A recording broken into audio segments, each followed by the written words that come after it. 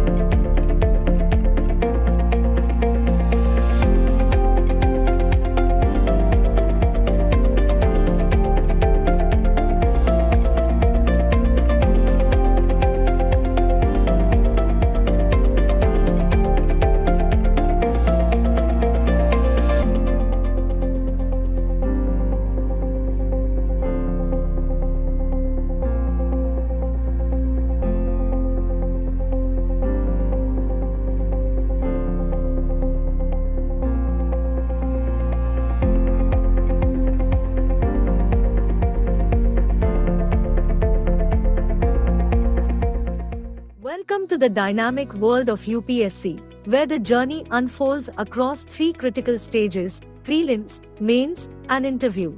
Each stage demands a deep understanding of current affairs, shaping the nature of questions, from factual, analytical to opinion-based questions. As we delve deeper into the UPSC's diverse syllabus, a major hurdle aspirants face is keeping pace with the evolving nature of current affairs. This includes staying updated with changes such as policy shifts, geopolitical developments, environmental updates, and more.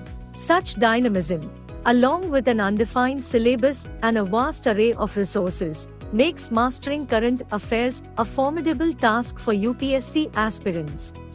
To navigate these complexities, we have introduced PT 365 to revise, analyze, and master one-year current affairs for Prelims 2024 in 60 hours. With its innovative design and structured approach, PT 365 simplifies your preparation. Our PT 365 offers comprehensive current affairs classes that stand out for their interactive classes by highly experienced Vision IAS faculty, holistic coverage of one-year current affairs for a strong foundation which includes prelims relevant topics from the Hindu, Indian Express, PIB, Economic Times, Yojana, Economic Survey, Budget, Sansad TV etc. from April 2023 to April 2024. Embrace the vast UPSC syllabus with PT 365's targeted and thorough approach, transforming it from a complex task into a pathway for achievement. Ready to begin? Register now at our website. For any further queries, reach out to us at these numbers or enquiry@visionis.in. We are here to assist you on your journey to success. Good evening, class. This is a session on economic survey. The government has done something. मैंने कुछ नहीं किया है. तालियां उनके लिए बजाओ जिन्होंने किया है. And you know who has done it. So this is not a full economic survey. I hope you know this. This is an interim type of a survey because there's an interim budget, the expenses and the receipts up to the election. Same thing about the survey. Not in detail information about what the government has done. That will happen after the elections. So when the full budget is presented, we'll have the full economic survey. This is just an economic survey that talks about the previous government performance, not the government performance, but what happened in the last 1 year, but in a very concise format. So now what the expectations are from this document? What are you expecting? What are we going to learn from this? Anything you want to read? You've come here for 3 hours at least. क्या सोचा है? Steps the government have taken. You already know that from the newspaper? In a concise format. Anything else? Revision. Analysis. See, one of the things, this document does not present any analysis. So you'll not find why something happened, what were the reasons. There could be a short analysis, but major analysis is not presented in this document. Even the economic survey does not talk about a lot of analysis. It only presents the facts that this has happened. Economic survey, when comes in 2 volumes, the first volume talks about analysis of a lot of things. If it is only 1 volume, then they talk about the performance of the sector in last 1 year. So the document is mostly about the performance in the last 1 year, what has happened in the economy. So this is not about analysis which you're going to find. The 2 things which are important, how you can use this document or why this is important. From the perspective of first prelims, this document is helpful for giving you certain information on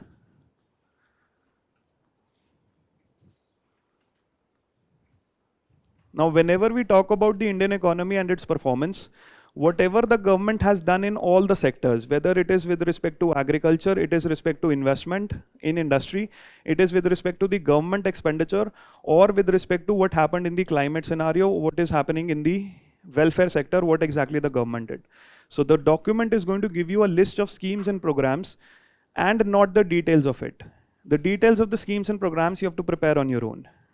Right now what the document is telling you, this has happened in the last 1 year. That means these schemes and programs are important for the exam perspective. Whatever schemes and programs are mentioned here, and the whole list has been presented here in the document itself, you have to prepare them in detail on your own. The government, this document does not provide any details on the schemes. It's just list ke agriculture mein government has given the PM Kisan scheme, the Farmers Mandhan Yojana and ENAM. So these 3-4 things they'll mention that this is what the government is doing. Now it's your duty to prepare the features and objectives of that scheme because these are the 2 important things. What parameters, once you get the schemes and programs for it from this, the parameters to be prepared. You start with which ministry has given this scheme, what is the target population, and if the target population has certain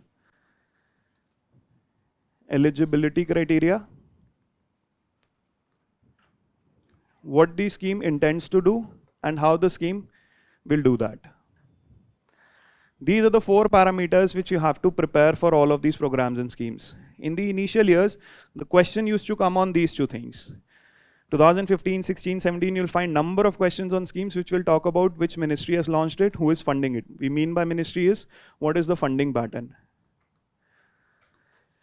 Target population, what is the eligibility criteria for any particular scheme? But in the last 3 to 4 years, the focus has shifted to this, where they ask what exactly is the objective of the scheme, they'll mention 4 statements and then give you the options. Or if this is what the scheme is intending to do, how will the scheme do that? So what the scheme is there for and what exactly are the features which are going to help achieve those objectives.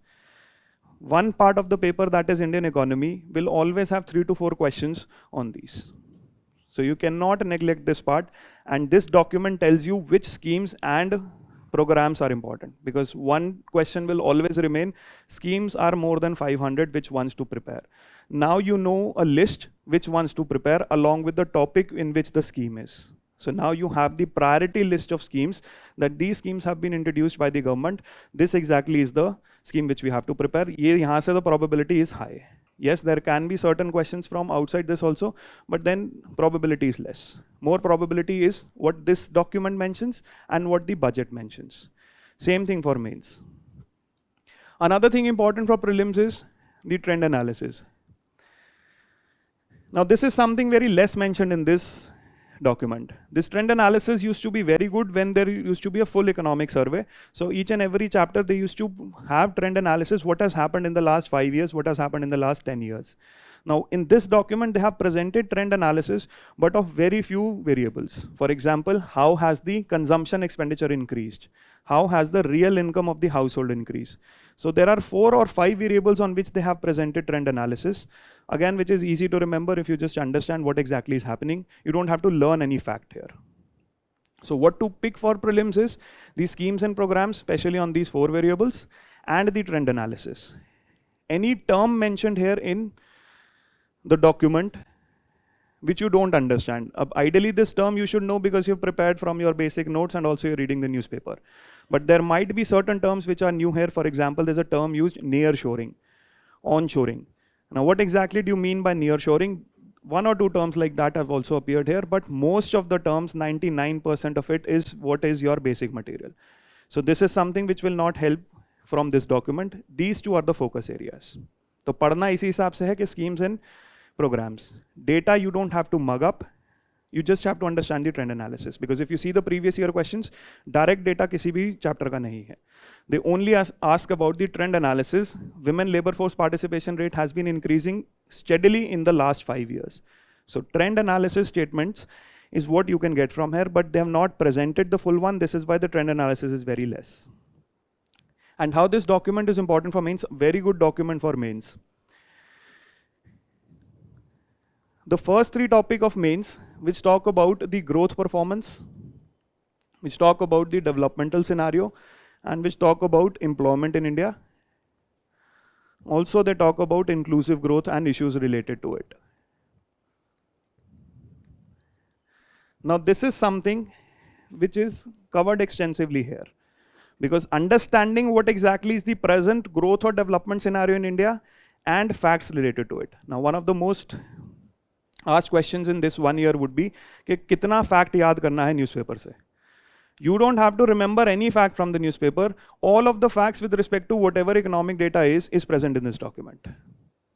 So all the facts which the document uses, you can use those facts in your answers. Whether it is with respect to the employment scenario, the unemployment scenario, because newspaper in 1 year would present number of facts. This is one source.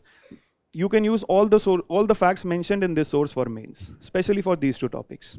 So your introduction and conclusion part of your answer is what this document will build. Analysis is not present in detail, so you will not get a lot of analysis that what exactly has happened, कि agriculture की problem क्यों है, or what exactly are the problem. They can only build you what the present status is by giving you the facts and also give you the government efforts. So for mains perspective, your schemes in particular sectors, problems होंगी तभी schemes आई हैं, and facts, what exactly is the present status. These 2 things you can use for your answer writing. One short solution for answer writing, because facts in 1 year are numerous facts with numerous data points के यहाँ से उठाया. It's very difficult to remember. One consolidated fact sheet you can make from this document, along with government efforts in all of these sectors, what the government is planning to do. Now, one of the things which is often mentioned in news, that women LFPR is low in India. Now, how much low? You need to present it with a fact. You start your answer that women LFPR in India was 23% 5 years back. It is 37% today. Now, how do you get this fact? It clearly is document mentioned here. But the problem with this increase 22 to 37, again they mention a fact, highest increase has been in unpaid family work. In agriculture, unpaid family work, the female labor force participation has increased the most. So your introduction becomes this, the next line becomes, but जो increase हुआ है वो particular sectors में हुआ है, which might not be considered as good employment. Then you begin your answer, what is the analysis required in the question. And the government is making these efforts to solve it. So 8 to 10 questions which are you going to get in mains, you have your introduction and your conclusion ready. You don't have to go to various documents to find the facts and also the government efforts. In a very concise format, it presents all these things in this document. Also, you don't have to read the document completely. There is a review document presented by the institute itself, 35 page का बना दिया 75 से. Whatever you understand, you anyhow have to prepare yourself. Scheme कौन सी prepare करनी है खुद करनी है. So there's no need of going through the whole 75 pages. You can refer to this 30 to 35 page document released by the institute itself. That would be enough. And regarding whether to read the previous year budget and survey, that is not important. What is important is this year interim budget and this year this survey document, because these are what has happened in the previous 1 year, this document. So there's no need for going to back years to read the survey just because this one was short. इसी को ढंग से prepare कर लो, the schemes and programs, get your hit here. The 2 to 3 to 4 questions that are going to come on schemes and programs, get those 4 questions correct. Do not rush for more sources. In that limited source, try to get higher efficiency. So for prelims perspective, schemes and programs, from the mains perspective, a general idea about the sector you would know through the facts and also the government efforts. This is what is expected from the document. Is the idea clear? Any doubts you have with respect to this? What exactly has to be covered? Any doubts? Now, how is the document covered? We'll start with the analysis itself. There are 2 chapters which they have covered here. The first chapter talks about the economic history of India. First, they talk about what exactly happened in India from 1947 till 2014. And then they talk about what happened in 2014 to 24. Very difficult to know कि क्यों किया है ऐसा, but किया है ऐसा कि 10 ही साल अलग क्यों बनाए. But this is what they have done. So they've explained the 10-year cycle, 50 to 60, 60 to 70, 70 to 80 till 2014, what exactly happened. Then they mentioned what were the problems seen in 2014 and what the good things were seen till 2014. And then they said 2014 mein what the government inherited and what they did in the next 10 years. Then the second chapter talks about what happened in the last year. So in fact, they talk about not just 22, 23, some data points they mention for 23, 24 also. एक आध महीने का 24 का भी they have mentioned कि first half 24. So they talk about the roughly 1.5 year of the government. The second chapter. And in this chapter, what they've done is, this is a very sketchy reference they have made. But this second chapter, what they've done is, they've analyzed the whole economy across different sectors. First, they have seen it from the expenditure end, and what they have done is, they have told what exactly happened to the GDP from expenditure end, that is, what the consumption expenditure was, what the investment expenditure was, and in the investment expenditure, they've also talked about the government. And then towards the end of the document, they have presented a statement of the external sector. So first analysis they have drawn is the consumption and the investment expenditure along with government, external at the end. On other analysis, they have presented sector-wise. So they talked about agriculture, they've talked about industry, they've talked about digital infrastructure, they've talked about welfare.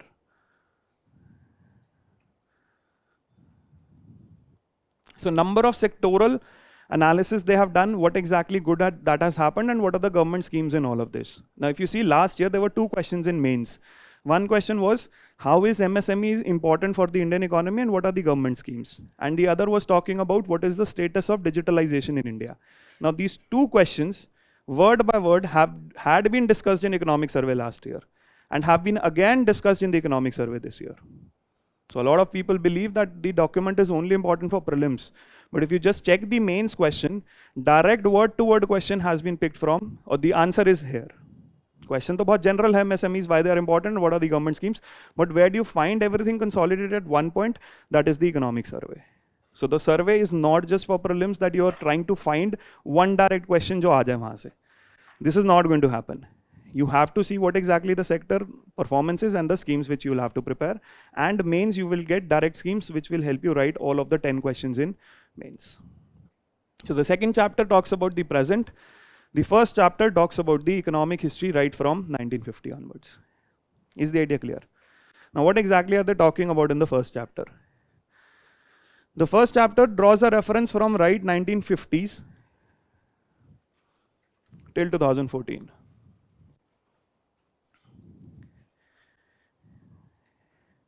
And they talk about it decade-wise. First, I'll just tell you a broader reference what it is this, and I'll show you the data how exactly you have to prepare from the document itself. Now, what has happened from 1915 to 1960? The initial starting line of this survey says that India had significant riches in the 17th century, but due to the British rule, the percentage income in India as part of the total global income has dropped significantly.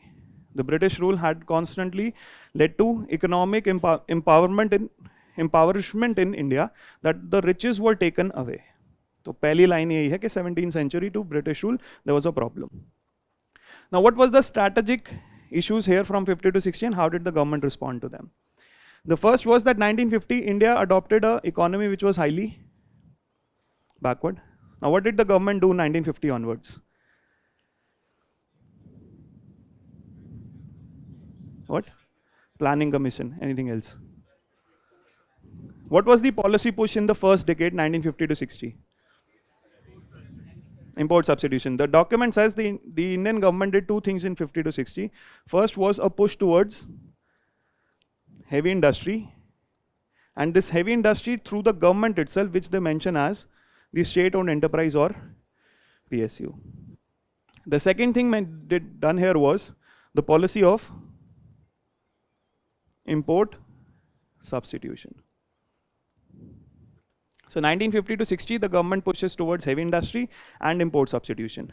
Significant investment from the government itself gives good growth here in the first decade.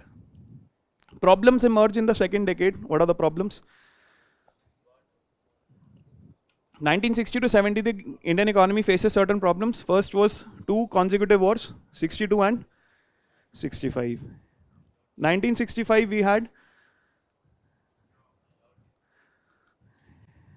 two successive droughts in 65 and 66. So three problems emerged in the Indian economy. First, that you have consistent shortages of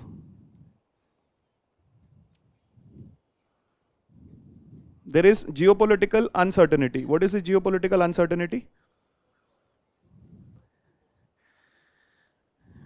Cold War is started from 45 itself. Now what is the particular geopolitical uncertainty? The problem here is that US sides with Pakistan in 65. Now problem here what happened was, in the first 3 5-year plans, 25% of the money was coming from US. US and its allies were giving most of the money for government expansion. That is withdrawn or reversed. This is the geopolitical uncertainty. Plus you have some level of political instability also. Food shortages and US aid combined also meant we had shortages of foreign exchange reserves. Now this is what happened in 1970. And 70 to 80, what was the government doing? Green Revolution. Major problems what they mention in 70 to 80. See, what they say is good growth came in 50 to 60, decent growth in 60 to 70, but very big problem in 70 to 80. Why? Because there was a very big problem of jobs and high prices. One of the reasons they mention for this high inflation is that there was a oil crisis. Joblessness is what led to political instability. Political instability, along with inflation, there was significant problem of growth in 1970 to 80. And in both these decades, government does not want the private sector to grow. What slowed down the growth in 70 to 80 was that the license quota permit Raj, which was already present before 60s, this was made highly stringent. Because the problem faced by the Indira Gandhi government in 70 was that during this time period, now it has 20 years to independence. But problem is the inequality in the country is increasing significantly. Because what we have followed was a heavy industry based growth, which does not create jobs. So inequality in the country was increasing significantly because at the bottom there was no jobs, there was no future also perspective of how the job will come. So what the government did was, to control the inequality, the government made the license quota permit Raj very stringent. They imposed the MRTP Act, and also to control the use of foreign exchange, introduced the Foreign Exchange Regulation Act. Plus, the government wanted to tax the private sector more. The tax rates in the country became very high. And if the tax rates are very high, you will have less number of people who are paying taxes. So as a result, the growth significantly slowed down in this decade. This is why the Hindu rate of growth is coined in this decade itself. Emergency time period is also this 75 onwards. It happened because the first 20 years did not solve this problem. The government effort to solve this problem was this, which slowed down the growth considerably. Now this is what happened. This is how they trace what was happening in the first 30 years. 50, 60, 70 till 80. Is the idea clear? The same thing.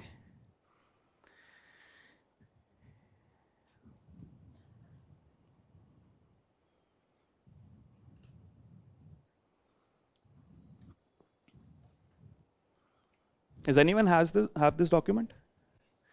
You can mark down the things which are important, easier to revise later. 1950s, the same thing I just told you. 1950s, the share of world income, India's share of world income shrunk from 22% to 3.8. Rapid industrialization with state-owned enterprise. This was your strategy in the first decade. The second 5-year plan, rapid industrialization with state-owned enterprises. Decadal growth rate was 3.9. 62 war, 65 war, severe drought and high rates of taxation and pervasive control, the growth is significant, but ये 70s में बहुत drop होगी. See, these measures had already started in the second half. So what happened in the second half was 1969 में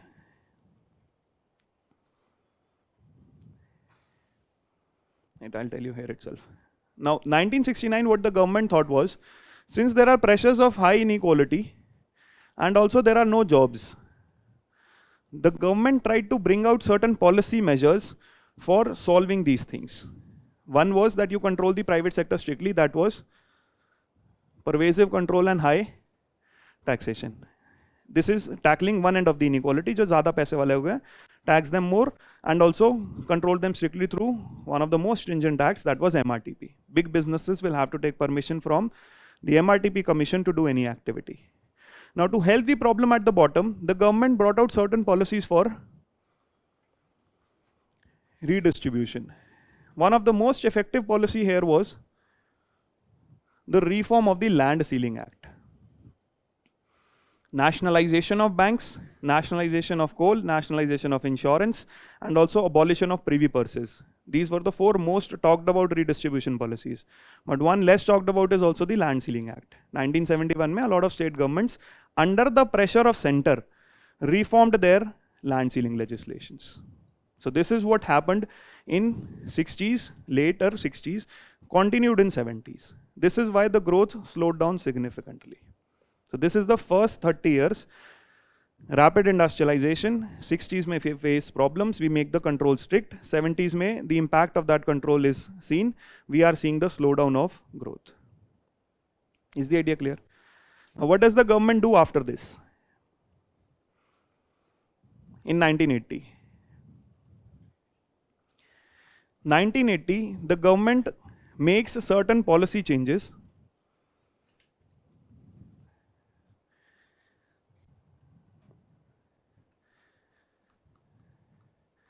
Now this is a decade of very high growth, 1980 to 90. Now what was the reason for this growth? The first major reason for this growth was that the government introduced certain amount of business-friendly reforms.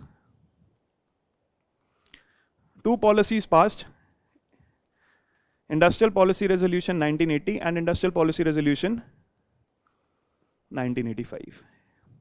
So business-friendly reforms are being passed along with reversal of import substitution.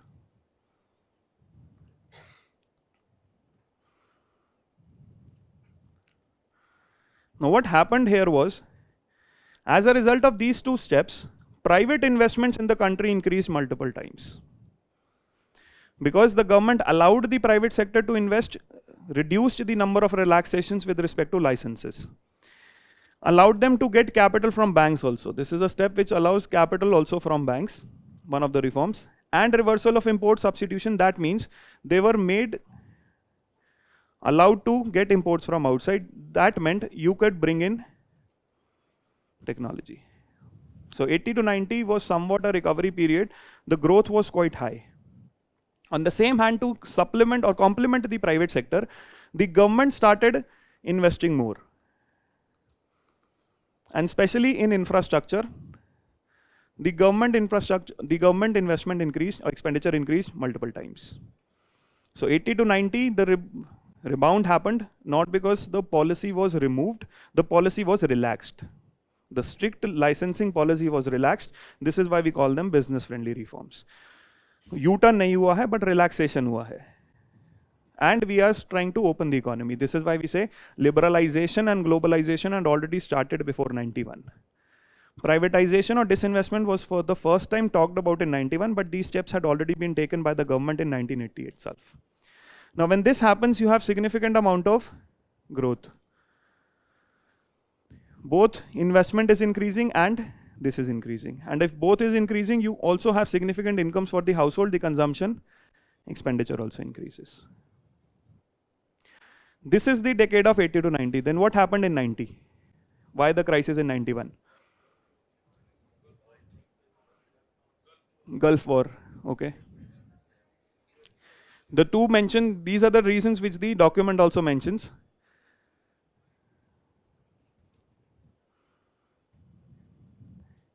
'80s reform measures for increasing domestic competitiveness. These are the two policy reforms I told you.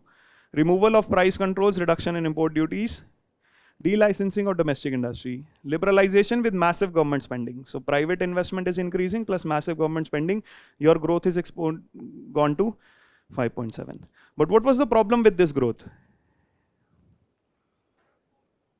Yes, there were two reasons for growth which triggered the crisis. This was the disintegration of USSR and the Gulf War, Iraq-Kuwait War. Now, what were the implications of these? What happened in the Soviet bloc disintegration? Russia ruble aid. Anything else? But unipolarity से India का एकदम crisis कैसे हो गया external front पे? This is oil price increase.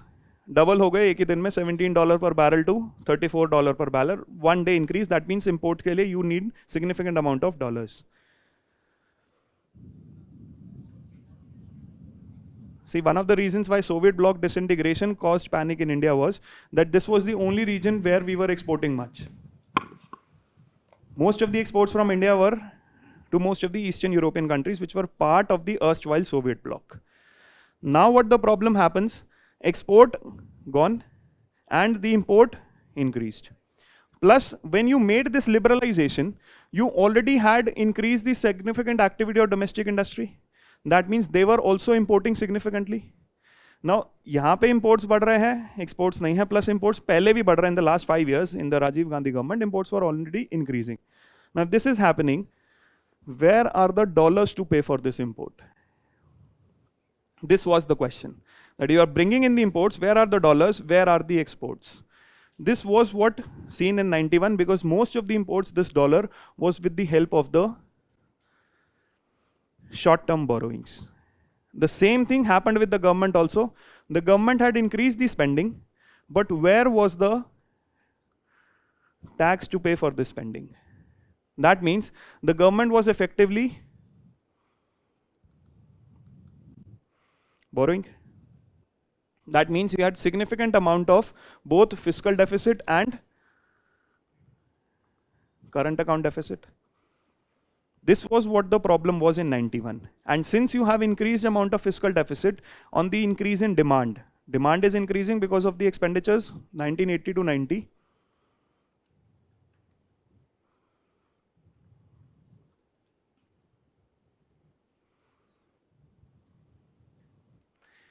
Now, if your investment is increasing, government expenditure is increasing, and also you have increase in consumption expenditure. That means aggregate demand of the economy is rising. If the aggregate demand in the economy rises without much change in supply, this is my aggregate demand, this is my. If there is significant expansion in aggregate demand and the supply is not responding much, the curve shifts here, increase in demand. That means we have significant amount of. Double-digit inflation is what is seen in 91. So macroeconomic stability gone off the charts because you have significant double-digit inflation. You have significant amount of fiscal deficit because government is investing, but the government does not have the money for it. Government, that means, was borrowing all the time. And you had significant current account deficit also because you had allowed easy imports, but exports were not improving. The two triggering steps were the Soviet Union collapse and oil crisis. But underlying macroeconomic stability was already bad. This is what happened in 91 according to the document. And this is what happened actually.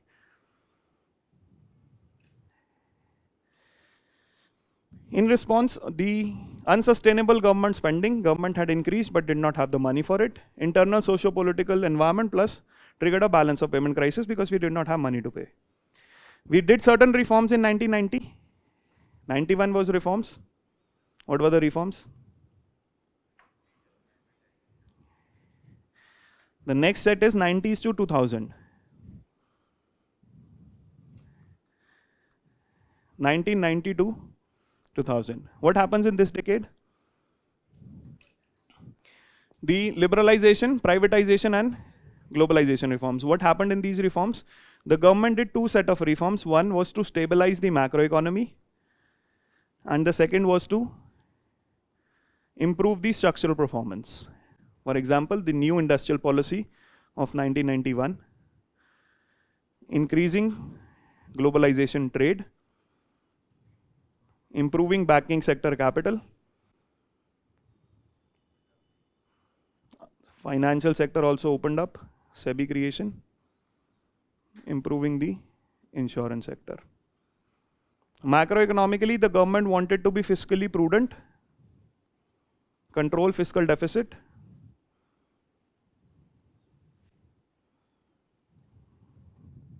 and also inflation. So the government did number of steps. The budget announced that the government will cut its expenditure. The first expenditure to be cut was the government reduced the subsidy on fertilizer. Further, government removed some of the export subsidies given before. So the government is reducing its expenditure and at the same time also improving the taxation system. This whole reforms meant that now production activities in India will happen through the market. There will be less and less role of the state. These are the reforms done in the 91 to 2000. But there were certain hiccups seen in this time period. 97, we face an crisis in Asian countries, the housing bubble. Now what happened due to this crisis? We had significant amount of exports going to these areas. So exports from India fell down. And on top of it, we also had a problem that foreign direct investment that was coming in India also had seen an outflow. So there was certain small crisis seen in the later part of this decade, 97 onwards. Combine this with the political instability because we had number of prime ministers in a very short span of time during this time. Further problems happened, agriculture monsoons failed, we had cut on demand in the rural sector. So there were several factors after 97 when the growth slowed down in this decade of 90 to 2000. We had done certain reforms, but certain slowdown in this.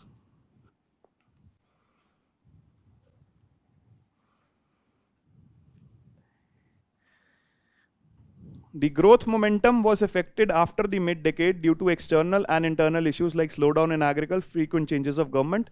Real growth was 5.8%. Real growth was better in 1980s, also 5.7, but it was not stable. It was on back of increased government spending without having the money. So ye 5.7 was good growth, but this was not stable, which led to crisis in 91. 91 to 2000, we had 5.8, slowed down because of certain problems after 97. Is the idea clear? What happened in the next decade?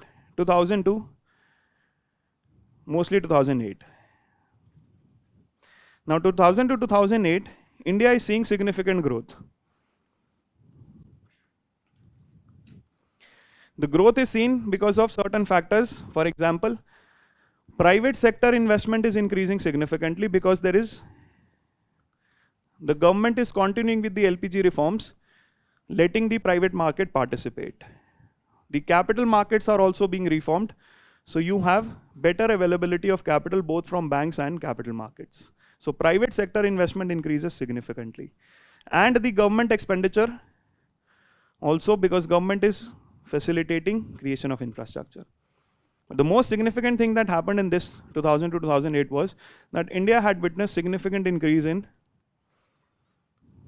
foreign direct investment. Foreign direct investments had increased significantly during this time period because after the 97 crisis, the Europe plus US, where should the money go? They don't have need of savings. They need to invest in, they need another area where they can invest in. Only two places are found worth investing. One is China and the other is India.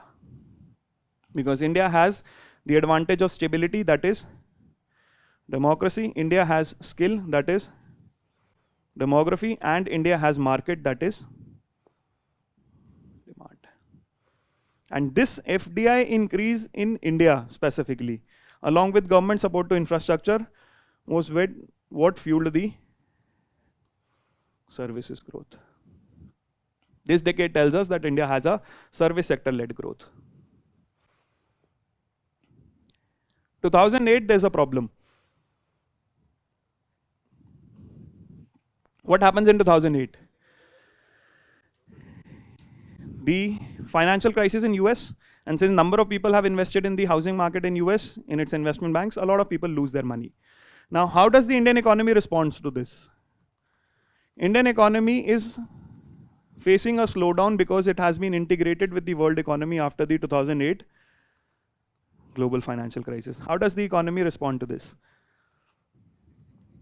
There are two policy things which will again create adverse consequences. One was expansionary fiscal policy. Loan waivers were given, excise duties were cut, number of policy cuts from the government to increase the expenditure. And also the central bank expansionary monetary policy. That means the interest rates were cut down to significantly low levels. Both of them, without much improvement in supply, fueled double-digit inflation. So again, 2014 tak, we have two major problems. We have significant amount of inflation and we have significant amount of fiscal deficit. So what the government gets in 2014 is double-digit inflation and high fiscal deficit. Also, the problems on current account deficit still remained because there was slowdown in the world economy after 2008 global financial crisis and the 2012 Greece stopped paying the debt, Eurozone crisis. This meant that the exports were not going out and also there was subdued FDI. ये दोनों चीजें ही कम हो गई. You had a problem of financing this. So India again has inflation and twin deficits which we see in 2014. This is how we have reached till 2014. So the document mentions that this is what we are getting from the previous governments till 2014. 14 onwards, things will change.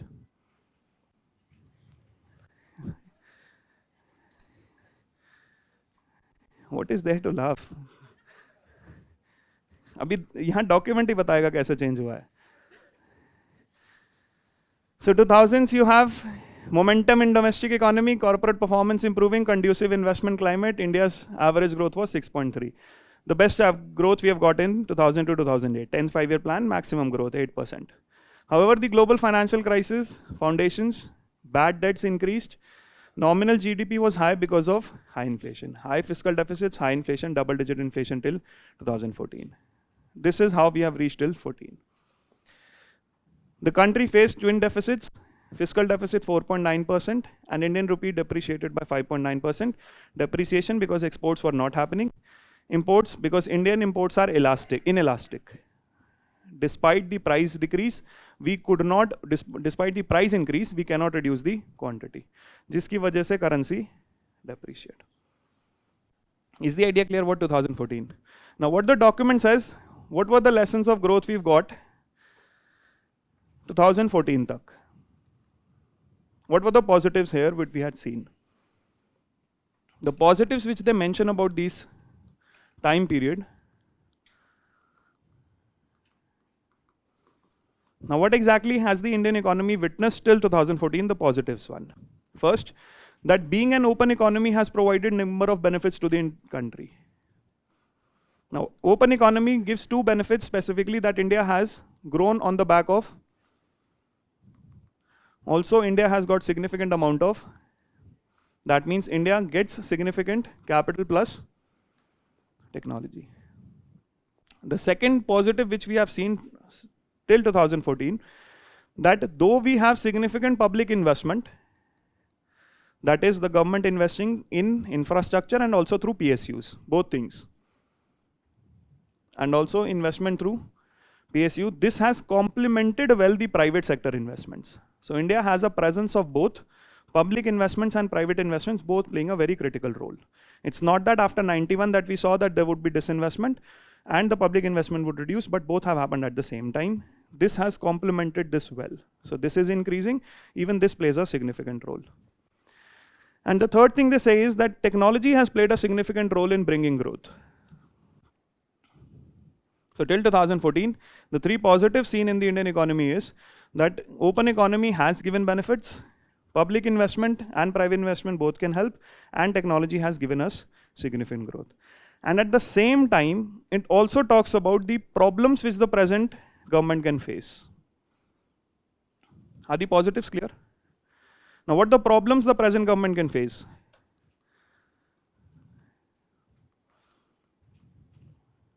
What could be the present problems the government is facing?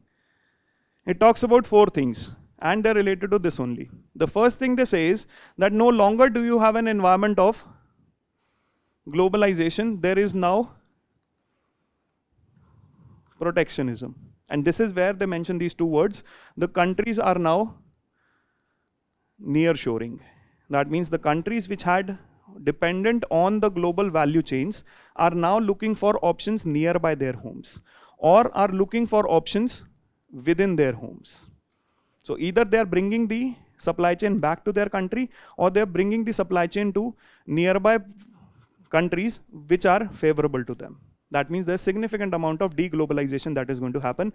This is what the document says is going to present a challenge for India. So the first major challenge is the deglobalization pressures which you will have. You no longer are going to get this. You will have to diversify your exports, both in terms of what you export and to where you export, because now you're seeing pressures of deglobalization. The second problem which they mention is the very fast change in technology and the impact it is going to have on the jobs. And this is the third interrelated problem they say, कि AI की वजह से the question would become more of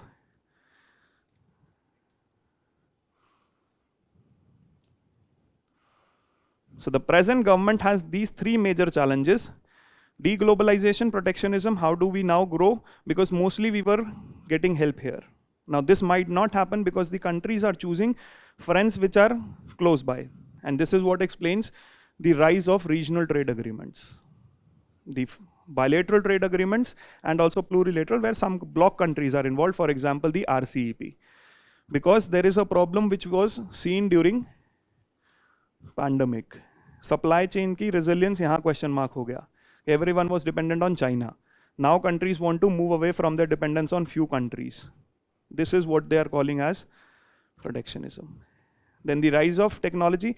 Now what the document says is, and other documents also presented by the chief economic advisor, they say the previous technology changes that happened in the world gave a lot of time for the societies to adjust. So if there was an internet boom in 2000, there was significant time period to adjust because the cost of internet came down very slowly. It was not very accessible. But now the changes that are happening, too many changes are happening too fast. So how do the societies respond to this especially economy, how the nature of work will change, how the jobs will change. This is a question which has to be addressed. This is why they talk about what type of skill is required and how much of reskilling will be required, because this technology is constantly changing. And this presents a very big threat on this. Because what India is exporting is mostly low-level communication services, BPO. Along with high-level also, we are transporting business consultancy and financial services also, but low-level bhi hai. So directly ये उनको threaten करता है. And the fourth thing they talk about is the energy transition.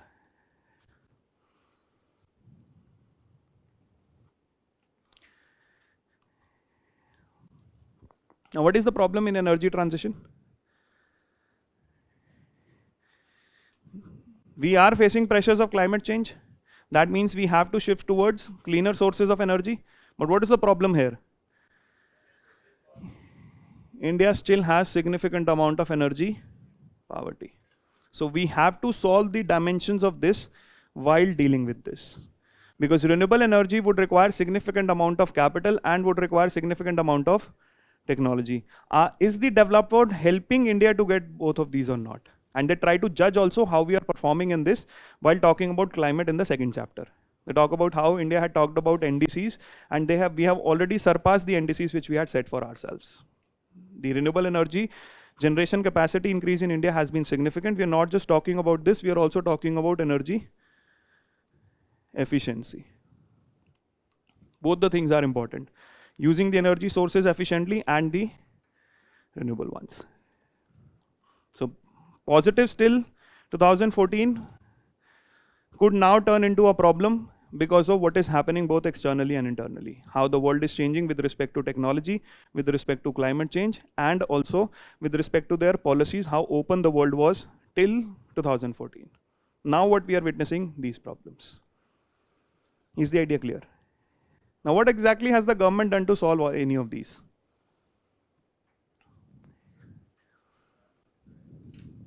Yes. These are your lessons. Close to open, transition from dominance of public investment to coexistence of public and private. And the third, technology began to be identified as a key growth driver. The three benefits which have been discussed. Just a second. 2014 to 14, what exactly are the problems which we faced? Then we'll discuss 4 to 14 also. Increased geo-economics fragmentation, artificial intelligence threatening job security, and ensuring availability of talent and appropriately skilled workforce. Now, what has the government done to achieve any of these? Or what has the government done from 4 to 14? 4 to 14, the document says, has been a period of high growth. They have presented significant amount of data for this.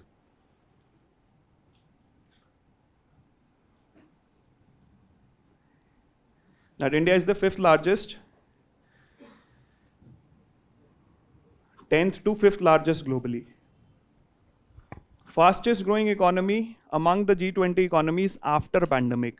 India is one outlier which has seen more than 7% growth in the last 2 years. Plus, suffered due to pandemic real but agile response to have 7.4% on top of last year 9.1%. Employment rate in urban decreased, current account deficit has reduced, and building of infrastructure, both physical and social. See, this is how you use the facts in mains. Now, these facts will not be asked in prelims, but this is how you can use all of these facts in mains. Now, what exactly the government, this is the growth figure, urban unemployment is decreasing, current account deficit is decreasing, plus increase in infrastructure, both physical and social infrastructure. Now, what is the reason for this performance? What has the government done differently from 4 to 14? See, one of the things the government has solved, and this is what they talk about, the drivers of growth. The first thing which the government has done in the last 10 years, the crisis came from the twin balance sheet. This was the first problem. What was the twin balance sheet problem? That number of corporates had taken debt from banks. These failed, and they had taken money from, even these have failed as a result of this. And this failure is what we called as the NPA crisis. So what the document talks about is, the first thing the government did was trying to create the space for capital investment for private. How? By solving the problem of banks. Now, how did they solve the problem of banks? This is what the document talks about. Driver of growth. First is solving the twin balance sheet problem. The percentage NPAs have dropped in the banking system. How have they dropped? IBC. They talk about two reforms which the government has done. First, recognition of the problem under asset quality review, and further using the prompt corrective action. Now, what was asset quality review?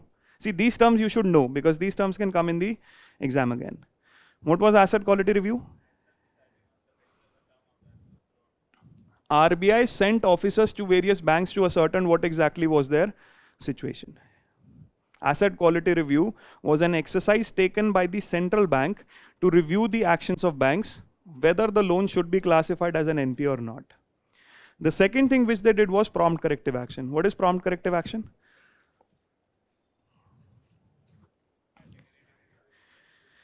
The central bank can take certain supervisory actions against the banks if there is certain issues.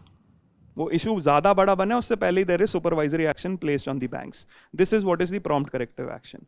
They do prompt corrective action based on 3 parameters. This is the capital adequacy ratio. Second is how much percentage of NPAs you have, that is asset quality. And the third, what exactly is your leverage. Based on these 3 parameters, we will place banks under supervisory actions if they are facing certain issues. So the government did 2 major steps. They mentioned that how we solved the RBI, asset quality review and prompt corrective action. How did government help in solving further? This was mostly recognition के problem है. The solution came from and the Banking Regulation Act. Now first, what was IBC? See, how the problem got solved was 4. They don't mention the 4 words, but they talk about these steps. The first step in for solving the twin balance sheet is that you need to recognize that you have a problem. Second is you need to resolve the problem. Third is you need to provide money to the banks. And fourth, reform. These are the 4 things which they have talked about in the document also. Now the first is recognition, that is happening here. Resolution. Resolution of bad loan under IBC. What is the concept of IBC? Time-bound resolution process. That if an entity has a bad debt, I'll just tell you in brief what exactly happens here.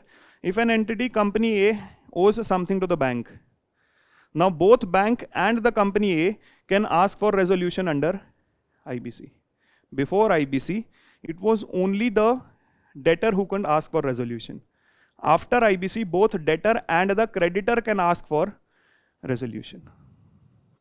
So now banks can take this to the adjudicating body, that is, अगर पैसे नहीं दिए NCLT के पास, the company will be taken. What the NCLT will do is, NCLT will place this company under an insolvency professional.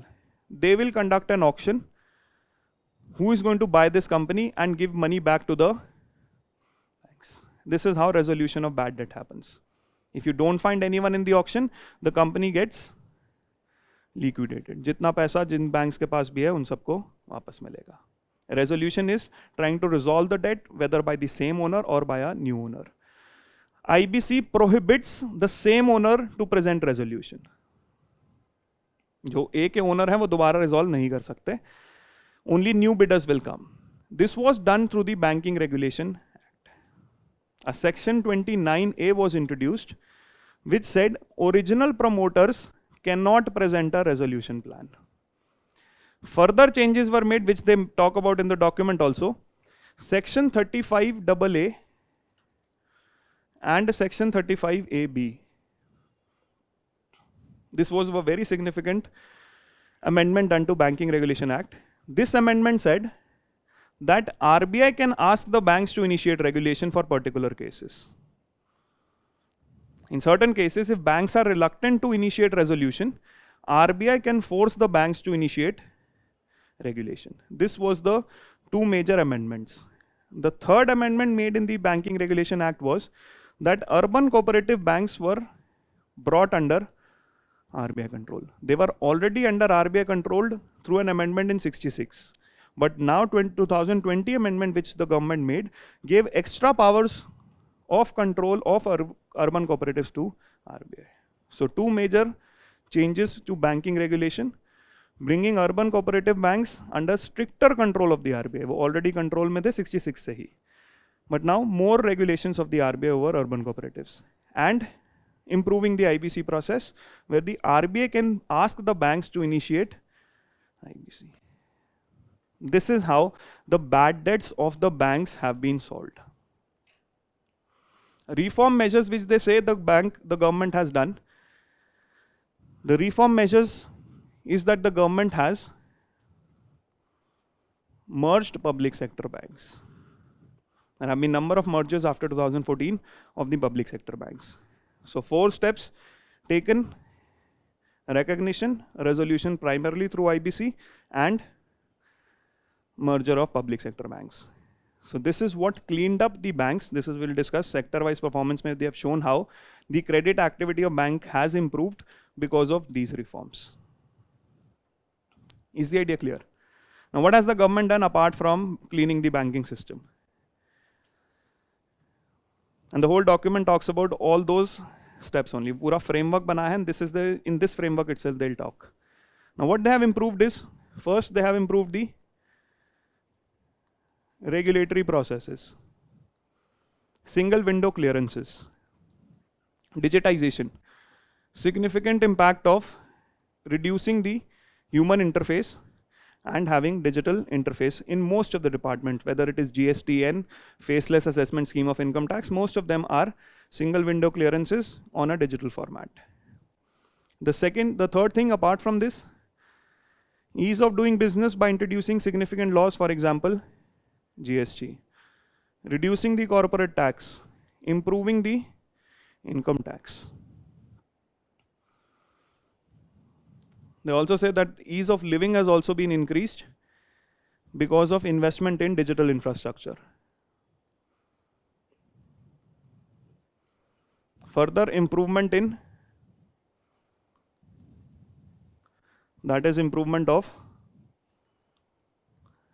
logistics. Welfare programs, the efficiency has been increased by introducing direct benefit transfers. Help provided to MSME. These are the broader schemes, programs which the government has done. Digital infrastructure, welfare, and throughout the document you will find mention of these 3 things only. New welfare, that is covering all classes of people, direct benefit transfers, and they talk about 5 major schemes here. They talk about provision of the Ujjwala scheme,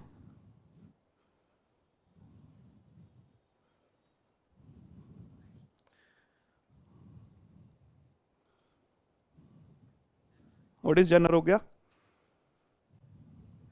Ayushman Bharat is a broader one, but Jan Arogya, health scheme. No, 5 lakh is Ayushman Bharat. What is Jan Arogya scheme? Generic medicines being sold through the government. And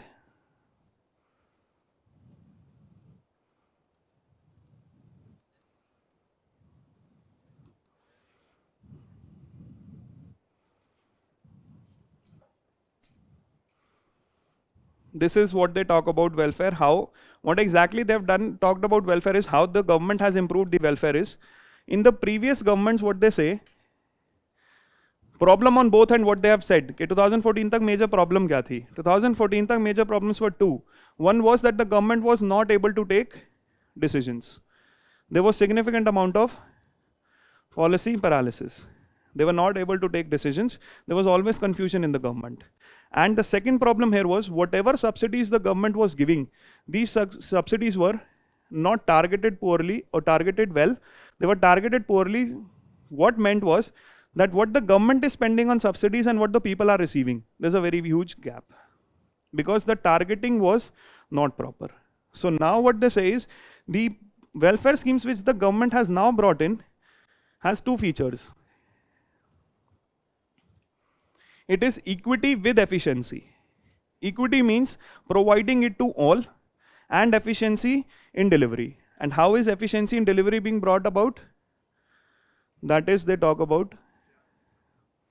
So equity with efficiency ने हमारे welfare को better किया है as opposed to previous governments which were spending significant amount of money but the benefit was not received by the people. And the policy indecision has been solved where we have introduced significant regulatory processes which have been made easier where the government is taking decisions. So both the things are improving, and the third problem, the structural problem, that was your lack of physical infrastructure. So now the second chapter across schemes, across sectors will talk about these three things only. That how everyone is being covered, how the investment climate is being increased to create jobs, because the benefit of India, the till 2014 benefit was that public ke saath private investment should also be brought in, and physical infrastructure to bring them in. Is the idea clear? Now whatever the schemes are in these three, this is what they have talked about. This is what you have to prepare in detail.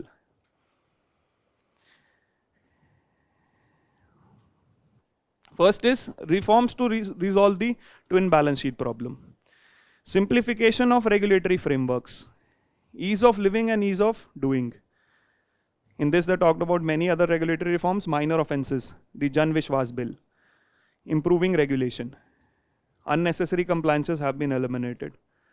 Engagement of the government with the private sector through various schemes, PLI, Make in India. Micro, small, medium enterprise sector getting emergency credit. Emergency credit line was a scheme that during the pandemic when the MSMEs faced problems on repayment, they will get two things, moratorium and guarantee. Guarantee to their payments was to be given by the government. Revision in definition of MSMEs, introduction of trades platform. What is trades platform? These are the things which have to be prepared. Broader idea, I tell you what the government has done. Particular schemes is what you have to prepare. What is trades? Discounted bills, how? Or a platform for discounting of bills. See, what is a trade platform? The biggest problem, there are a number of schemes to solve that also. The biggest problems faced by the MSMEs in India is that MSMEs do not get payments on time. They have significant amount of delayed payments. The government has made changes for delayed payments also. Now what will happen here? If an MSME has supplied certain material to a particular company and the company did not pay them the money, this company has issued an invoice that we have to take money. But what if this MSME is in need for money now? What they can do is they can use this invoice to get money from a bank or an NBFC. तो अगर 5 लाख का सामान दिया है, 5 लाख मिले नहीं है, तो 5 लाख रुपए का इनवॉइस इनको देके you can get some amount as loans. But what the banks or NBFCs will do is they have taken the invoice of 5 lakh rupees, but they'll pay them or give a loan of say 4.5 lakh. Rest is the income of the bank. This is called as discounting. And the banks will collect this invoice from the original player.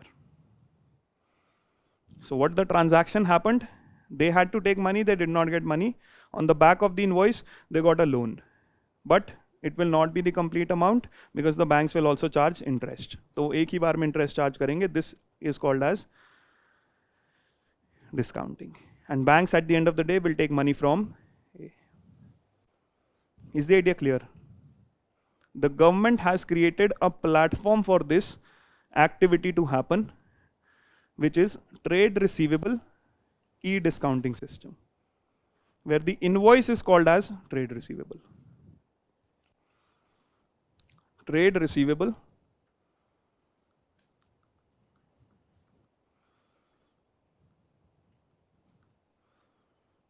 online portal which will enable the MSMEs to raise money from formal institutions in exchange for their trade receivable. The person who had to give the money is going to pay the complete amount. This is the platform which the government has created to solve the problem of trade delayed payments. And this whole activity is called as the factoring business. This is what is TRED's platform, using digital tools to improve the cash flow to MSMEs. Is the idea clear? This is how the document has to be prepared. Logistics and infrastructure improvement, Bharatmala, Udan, Sagarmala, National Logistics Policy. Digitalization reforms, Digital India. Inclusive welfare policies where women free gas connections, hospital admissions, pakka houses. The 5 I told you: water, electricity, water, Jal Jeevan, the water ke baad house, LPG. All of these connections provided by the government, equity with efficiency. This is what the government has done in the last 10 years, and these schemes will be again talked about in chapter 2. Problems faced are these: geoeconomics fragmentation, AI threatening job security, and skilled. The 4th one not mentioned in this document is energy. Energy transition from coal to renewable. And why that is a challenge? Because we also have a concern of energy poverty. People not being able to afford electricity. So can we shift to a higher cost electricity generation when already people are not able to afford electricity in the country? To solve or tackle these, track record of overcoming challenges, Pradhan Mantri Vikas, Kaushal Vikas Yojana, renewable energy shift away from coal, internet penetration, DBT, financial inclusion, JAM, COVID vaccination plus space sector. That we've already overcome by improving on the 3. The framework remains the same. Infrastructure banaya hai, equity with efficiency in delivering. How have we done that? By DBT and digitalizations. JAM, Jandhan, Aadhaar and mobile. And the 3rd, we have eased the regulatory process because we understand that public investment is important. Is the idea clear? From 1950 to 2014, and in the next 10 years of 2014, what has changed? Journey of Amrit Kal. यही है 10 साल का जो same parameters you have to use. Now the second chapter talks about the last 2 years. Now what has made the Indian economy resilient? Now what is the reason for resilience of the Indian economy? That we have got 7% above growth. They first have given the data that what exactly do we mean by resilience? Recorded 2 years of above 7 and 7.3 is साल estimated है. Share of manufacturing in volume terms increased to 17%, and in the last 10 years, manufacturing addition is 17% and service addition is 54. Rough idea you should know. What is the agriculture contribution to GDP? How much? It is, industry is roughly 27, जिसमें से manufacturing remains 15 to 17. Bad years it goes to 15, good years it goes to 17, but it is stuck from 1991 on 16 to 17% only. This is what explains jobless growth. And we have services around this. So this is what the rough idea you should have. This is how you use the facts in mains and also if asked in prelims. So 17.7% manufacturing ka hai. I am talking about 27%, which is addition of industry. Industry ka one of the major parts is manufacturing. Manufacturing is 16 to 17% of GDP. Services, this. Now, one thing which they have mentioned, which most of the documents do, that a lot of controversy is happening on GDP numbers. That a lot of people question that Indian GDP numbers are not true after 2015. The changes that have been made do not represent the true picture. This is what happened last month also.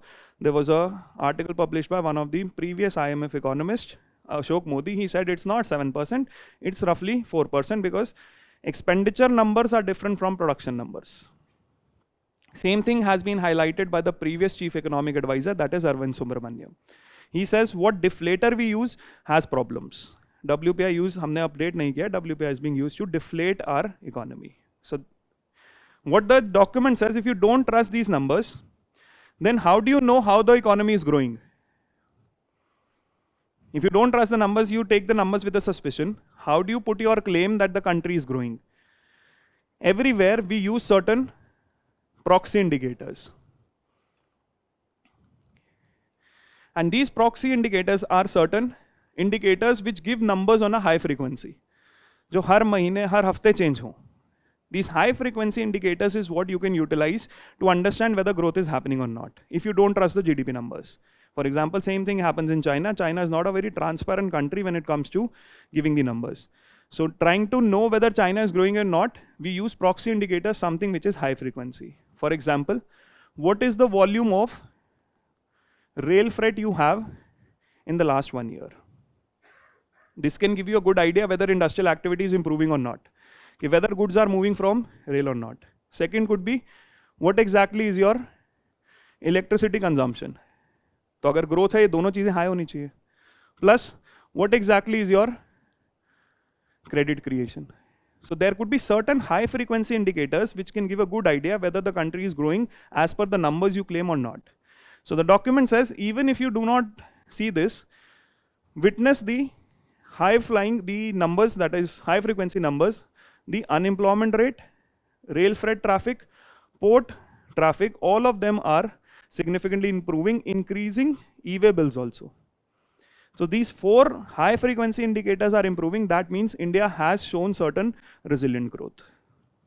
So if you don't trust the GDP numbers, you can witness certain high frequency proxy indicators. So the document says witness all of them: unemployment rate, rail freight, port freight, and also e-way bill generation. These 4 things will tell you that economic activity is on the rise. India is growing this percentage.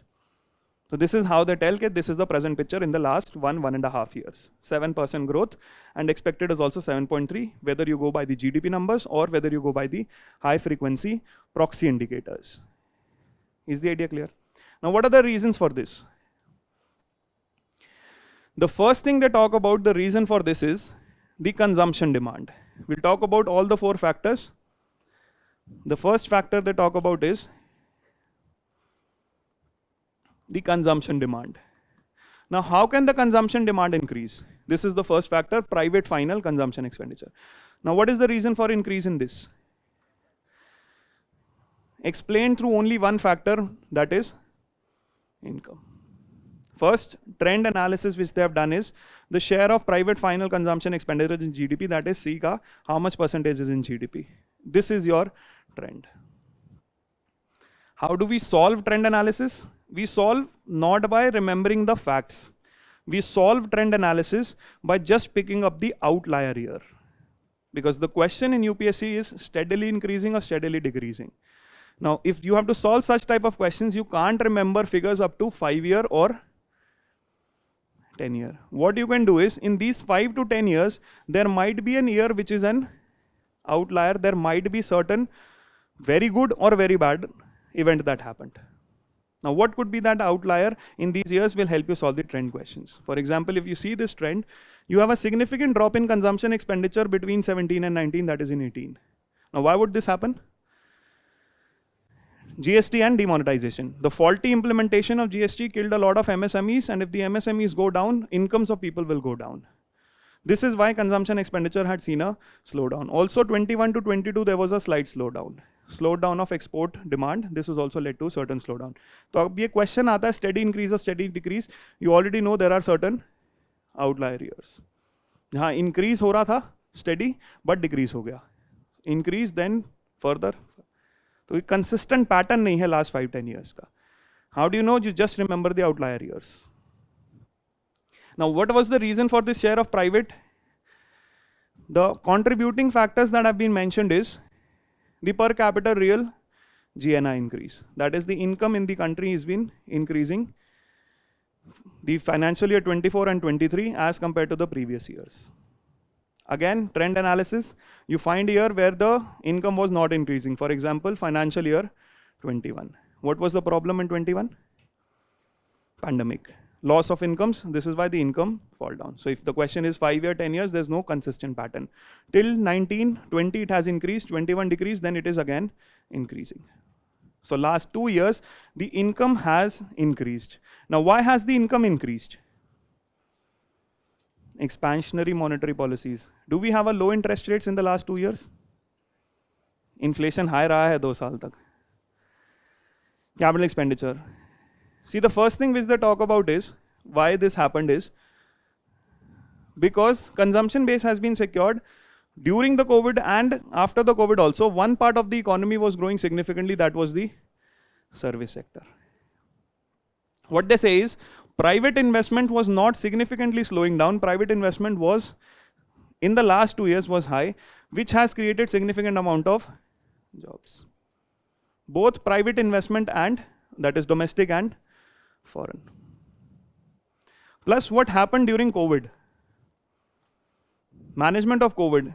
This has also led to increase in consumption expenditure last 2 years. What happened in COVID? Work from home. तो expenditure पे क्या impact था?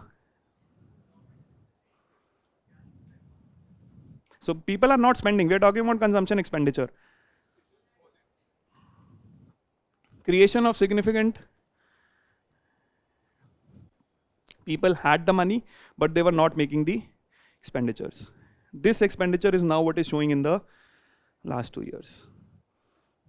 So what they say is good economic management by the government has created positive effect and people have spent after the COVID. So there is private investment which is creating jobs and there is the good management in COVID where people have spent their money after this ended. Further, they explain what is the contributing factor is that SEBI has created a significant amount of positive investor confidence.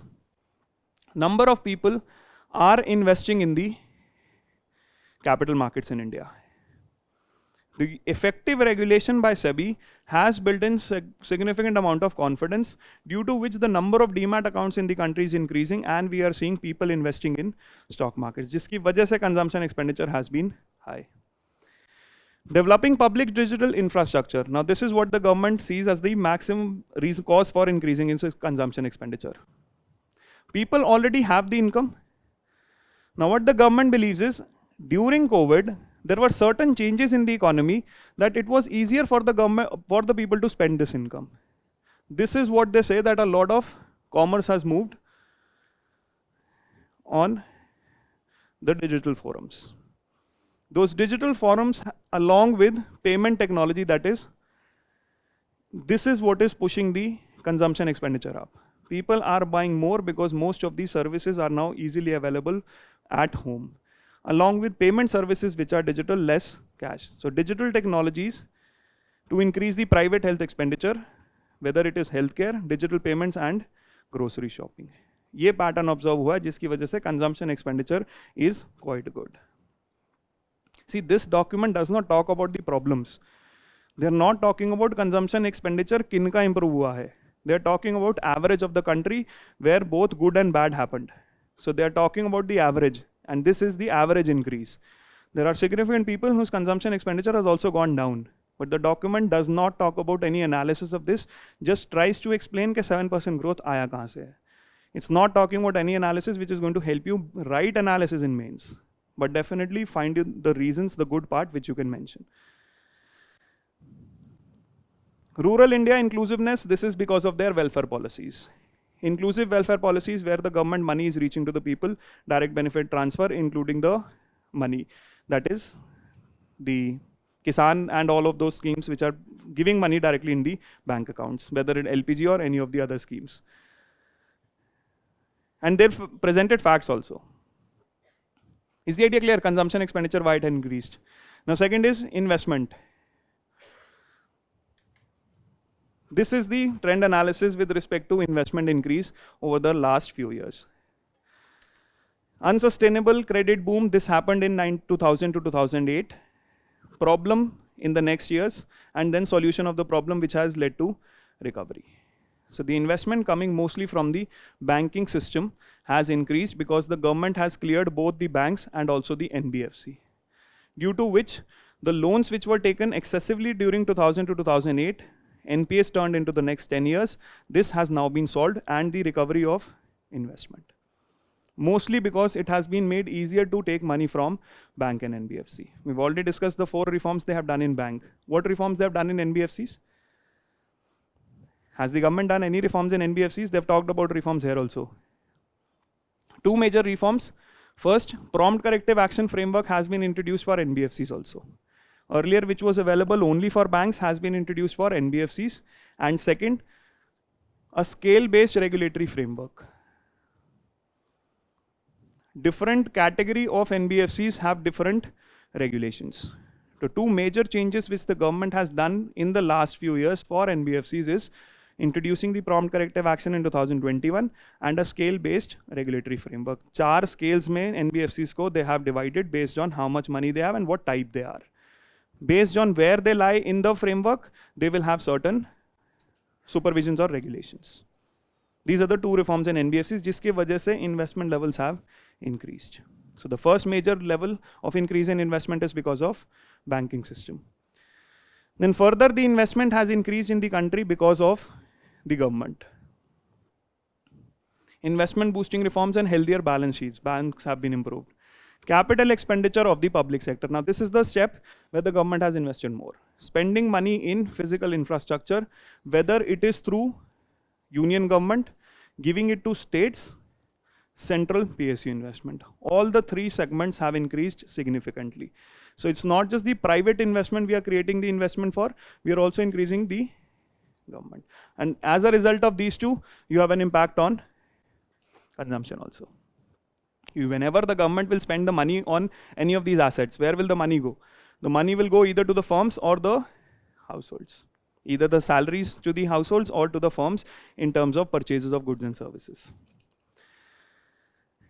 Emphasis on infrastructure address supply side deficiencies. Now what exactly is this? The government specific schemes on infrastructure, logistics. Now what they say is how the government has improved. They have done 2 governance reforms. One is the Pragati portal and the other is project monitoring group portal. These are the 2 digital inclusive methods which will increase the investment coming from firms. Any idea what is Pragati? What is the Pragati portal? It's there in the Prime Minister's office, Pragati portal, for monitoring. The idea of Pragati portal is grievance redressal.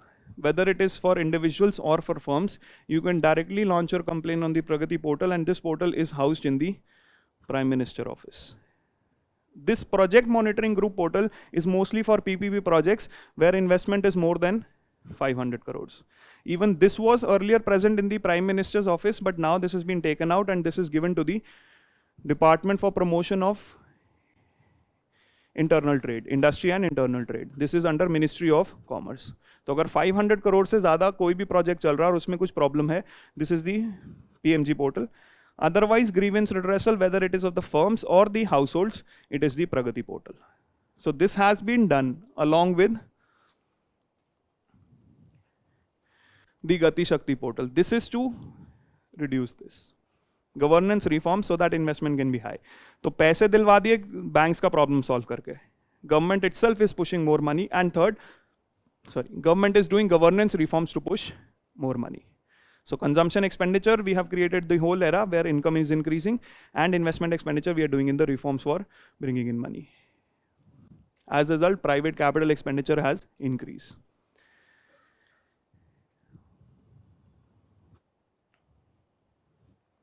One more part they talk about is household sector investment. Is household investment counted in investment? When we say the investment expenditure, GDP from expenditure method we see is consumption plus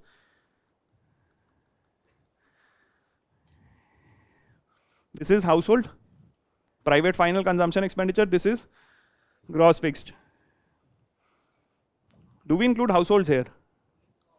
Only if any household is financing constructing new homes. This is the parameter which they have discussed. Household sector investment, uptrend in housing sales. So when we talk about investment, private sector investment is increasing because of solving the problem of banks and NBFCs.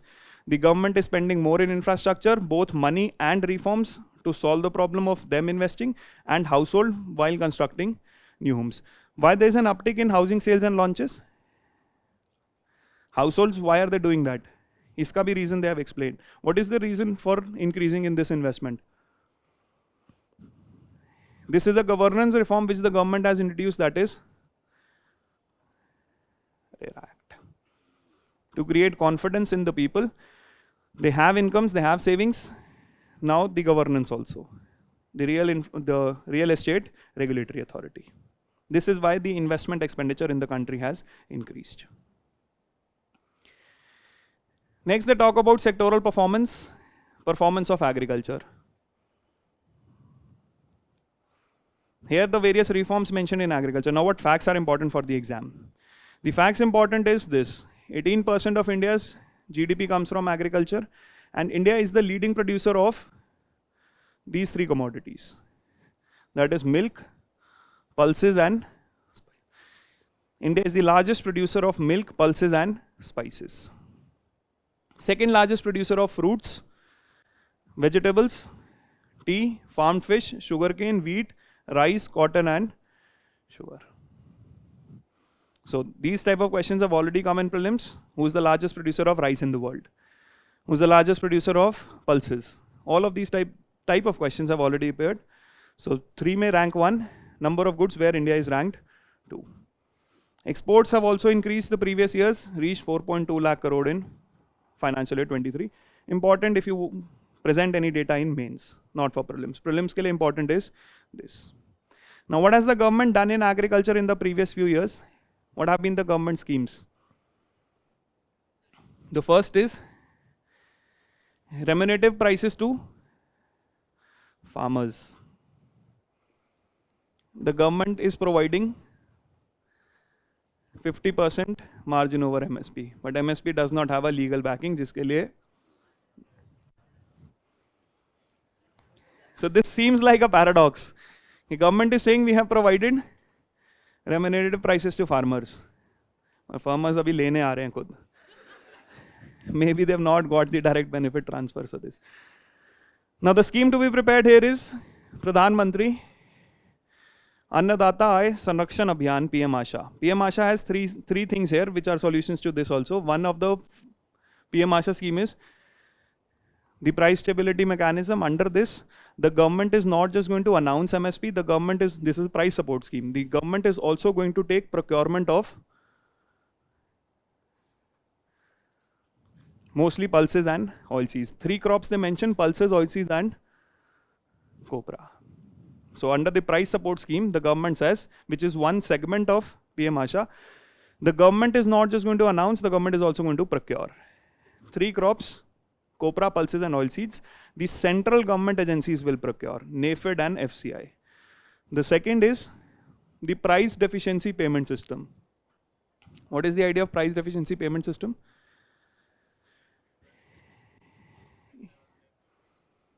See, what will happen in normal MSP? The government announces the MSP and then the government procures. What will happen in the price deficiency payment system is the government will announce an MSP, but the government will not procure. The farmer will sell in the market at market price. If there is a difference between market price and MSP and market price is less than MSP, the government is going to pay the difference. So in this case, the government is not going to procure, the government is going to take the crop, is not going to procure, the government is letting the farmer sell in the market. The difference, if they're getting less than MSP, the government will pay the difference. For example, if the MSP is announced at 120 per kg and in market they received 80 per kg, they will receive 40 rupees from the government. Now this price deficiency payment system under PM Asha is to be launched only for oilseeds. And the third is launching on a pilot basis, procurement by private players. So PM Asha has 3 schemes: price support, procurement of these 3, deficiency, giving a deficiency payment for oilseeds, and private procurement, allowing the states to allow private sector to procure. Till now, government is the only agency which is procuring at MSP. Under private procurement stockist scheme, the MSP-led procurement will be done by private sector. These are the three schemes under PM Asha. So this is how you have to holistically prepare the scheme, what exactly the government is doing. You can have this scheme as a question asking the features of any of the three. Is the idea clear? MSP, what the government is saying, minimum 50%. MSP mostly work for rice and wheat because they are required under PDS. The government announces it for 22, but procurement happens of 2. बाकी की procurement बनाने के लिए ही ये plan है.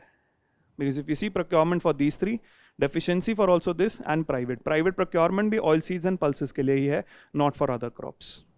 These are the features of these three schemes. Then financial support to the farmers, the government has 3 schemes. One is Samman Nidhi Yojana. Under this, the government is giving how much money? 6,000 to whom? नहीं, कौन से farmers? Marginal. See, this is how you have to prepare the scheme. ये eligibility है कि किसको मिल रहा है. It started with giving to only small and marginal farmers, that is less than 2 hectares. But presently the government is giving to all farmers. Land holding farmers are the beneficiaries of Kisan Samman Nidhi, where 6,000 is given to all land holding farmers. This is how schemes have to be prepared. Fasal Bima Yojana. Insurance. What exactly is happening? How is the government covering the insurance? Who will pay the premium? Center, state and farmer. How much the farmer will pay? 1%, 2% and 5%. That is already capped. Rest is to be distributed between center and state. Claim given to the farmers if there is loss. Kisan Mandhan Yojana. What is this Yojana about? See, not just you will have features of any scheme, ये सीधा पूछ सकते हैं इसका objective क्या है? Because there are number of schemes. This is providing pension. There's a similar pension scheme for unorganized workers also. So you have 3 direct benefit schemes, Fasal Bima, Mandhan and Kisan Samman. Digital inclusion, ENAM. What is this ENAM scheme? All of the APMCs mandis will be brought on one portal. This question has already been asked on ENAM. What exactly are the features? Food security, Pradhan Mantri Garib Kalyan Anna Yojana. What the government is doing here? Food grains to 81 crore beneficiaries has been extended for 5 years. What the government is doing here? ये तो already NFSA में covered है. National Food Security Act says that we have to cover how much? 67% of the population. 67% of the population has to be provided free food grains. Is it free food grains? Then NFSA के भी features prelims में आ चुके हैं. It is subsidized food grains. Central issue price, the price at which center gives the grains to the states. This will be fixed at, who can revise this price? Only the center government can revise, that too after 5 years of the act, and this number cannot be more than MSP. This is the regulation given under NFSA. What the government has done under Pradhan Mantri Garib Kalyan Anna Yojana, the government has made this 0. The government is providing it free. The whole expense of this is being paid by the center government. This is why PDS shop pe you will have the photo of the central government. जो Kerala government has said no, हमें center government की photo नहीं चाहिए. This is the recent controversy that has happened. Same thing happened with West Bengal also. So you should know the features of the scheme. What exactly? Because schemes are what are being asked. Your pura document is filled with schemes only. Other initiatives, Agriculture Infrastructure Fund, PM Kisan Sampada Yojana. Sampada Yojana is for what? That's Matsya Sampada Yojana. What is Sampada Yojana? Food processing, mega food parks. Per drop more crop. Krishi Sinchai Yojana. Sustainable this irrigation. See, Krishi Sinchai Yojana के 3 components हैं. Accelerated benefit program, per drop more crop and watershed development. Watershed development has been asked twice in mains. The accelerated inflation benefit program has been asked in prelims. This is the third component which has not been covered. So you have to cover all these schemes. Sampada Yojana, Infrastructure Fund and Per Drop More Crop. जो इसके बाकी दो हैं कृषि सिंचाई के, that is accelerated benefit and watershed. They've already been asked in the paper. This has not been covered. Agriculture, either they are picking up facts with respect to numbers, who's the largest producer, who's the largest exporter, what do we import. Or second, they are asking what the schemes are. Here you have 5 to 7 different schemes, starting from PM Asha to Kisan, the pension scheme and also insurance. And then ENAM already being covered. The Garib Kalyan Anna Yojana, NFSA already been asked. So you're already seeing agriculture say they've asked number of schemes. And now Agriculture Infrastructure Fund, Sampada Yojana, Per Drop, More Crop. Is the idea clear? Agri-Stack for infrastructure, digital infrastructure, computerization of packs and drone usage. 100% financial assistance for drone demonstration on farmers field. These are the things which you can write in your mains answer, because one of the topics in your main syllabus is technology adoption for farmers. These are the 3 technology initiatives being taken by the government: Agri-Stack, computerization and drone. Drone के बहुत सारे uses हैं. Today also the government is using drones. Now what are the reforms pushed to Indian industry?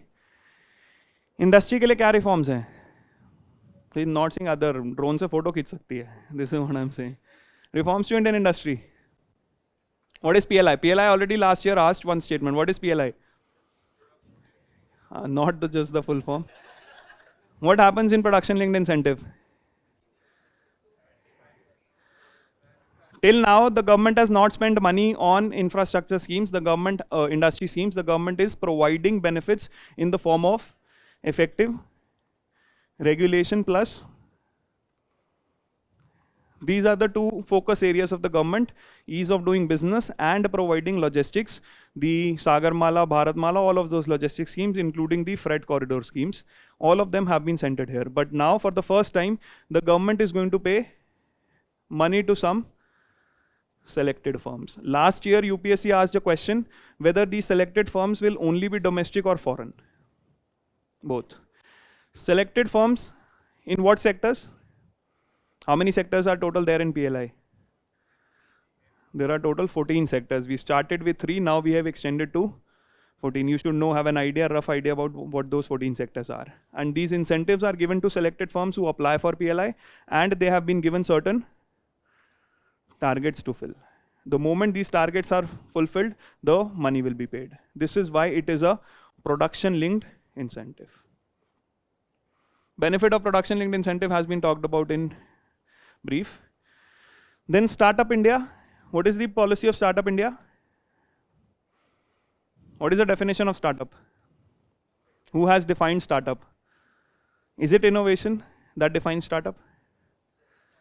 One component. How do you define innovation?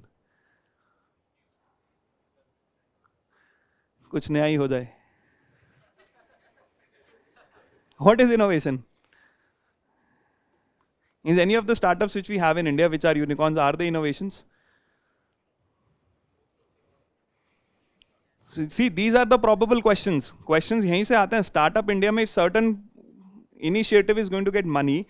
How do you define a startup? Who has given this definition of startup, and what are the benefits which are received under Startup India?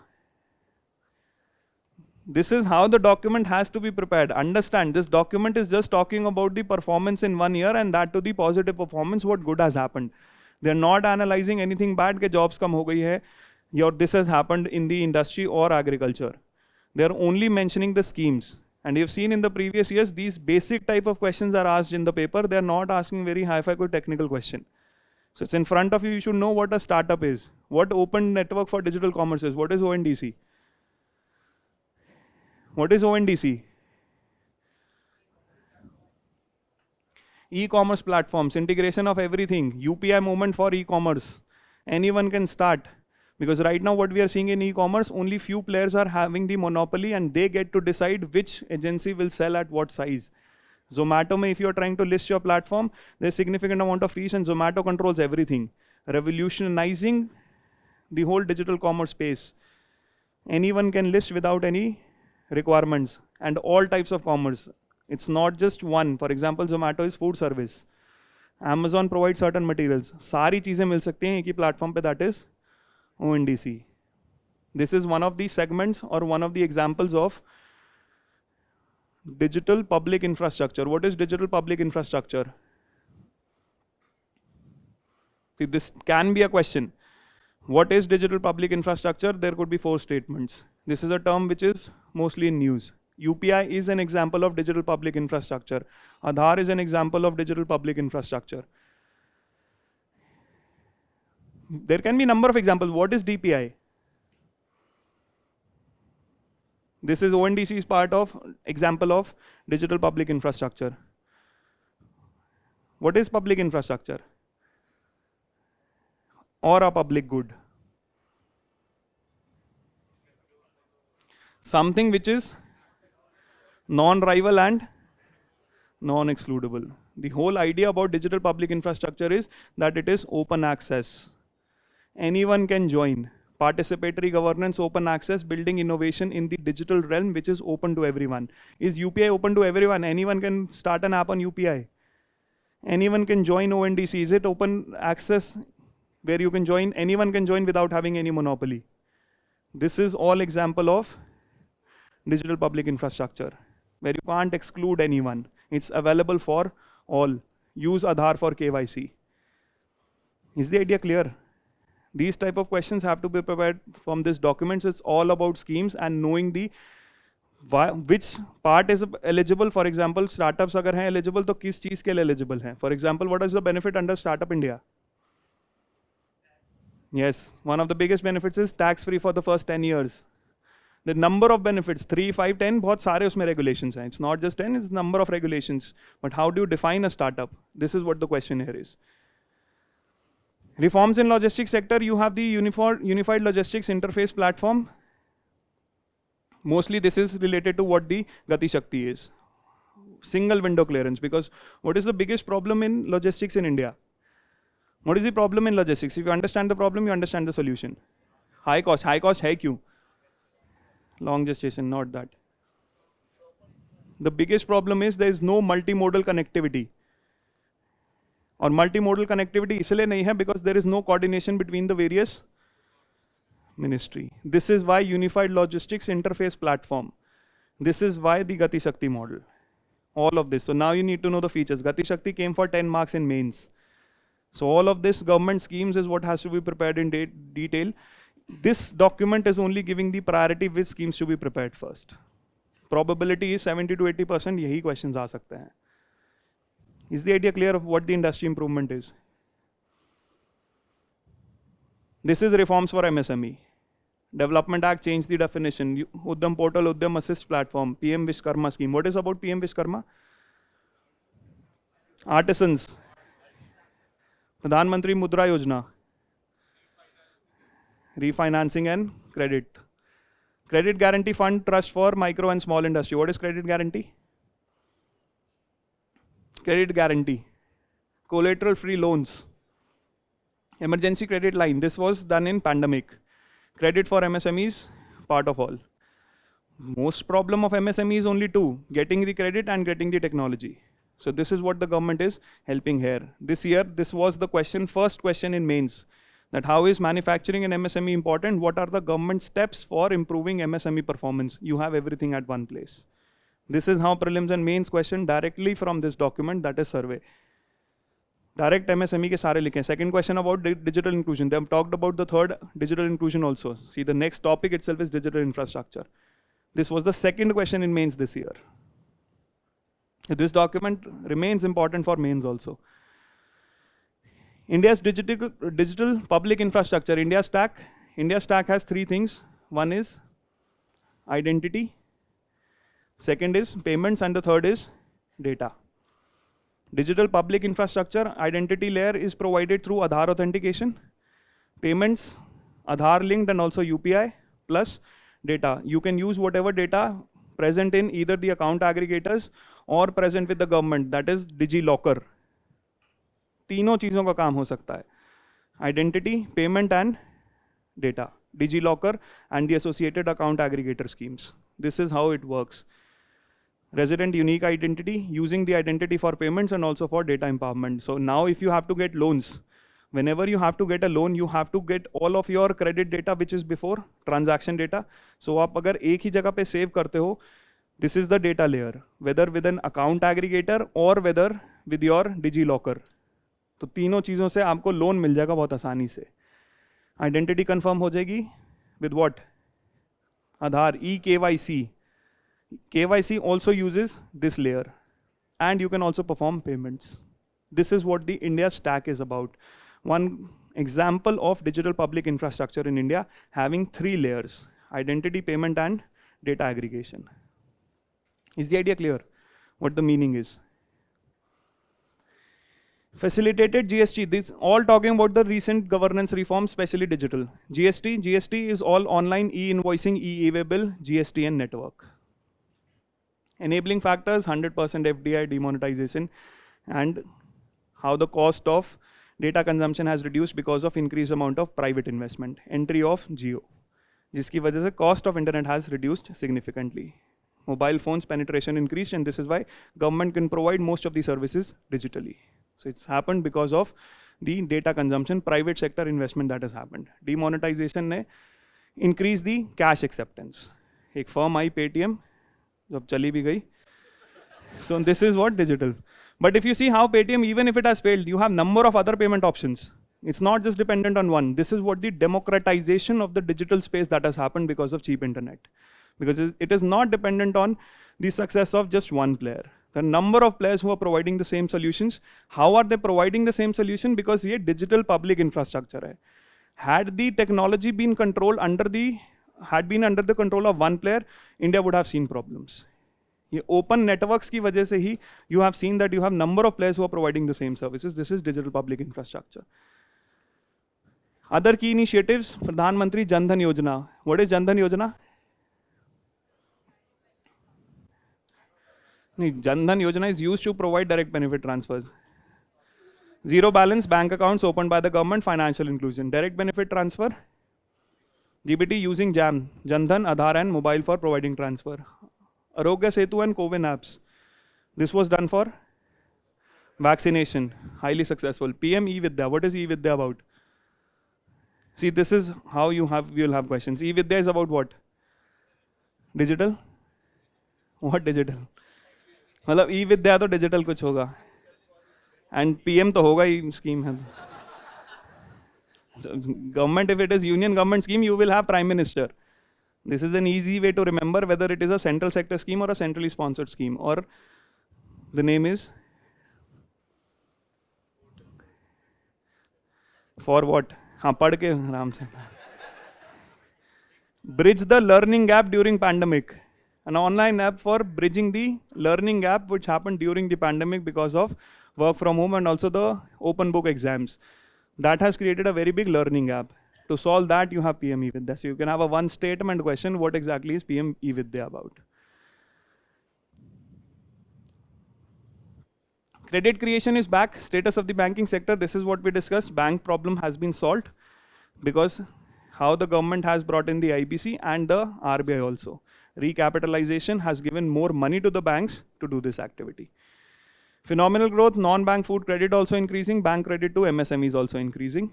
Public sector bank profit margins have come up because of the solution of that problem, the 3 things which we discussed. NBFC credit expansion is also growing because of the same reasons. The steps taken to improve NBFCs is this.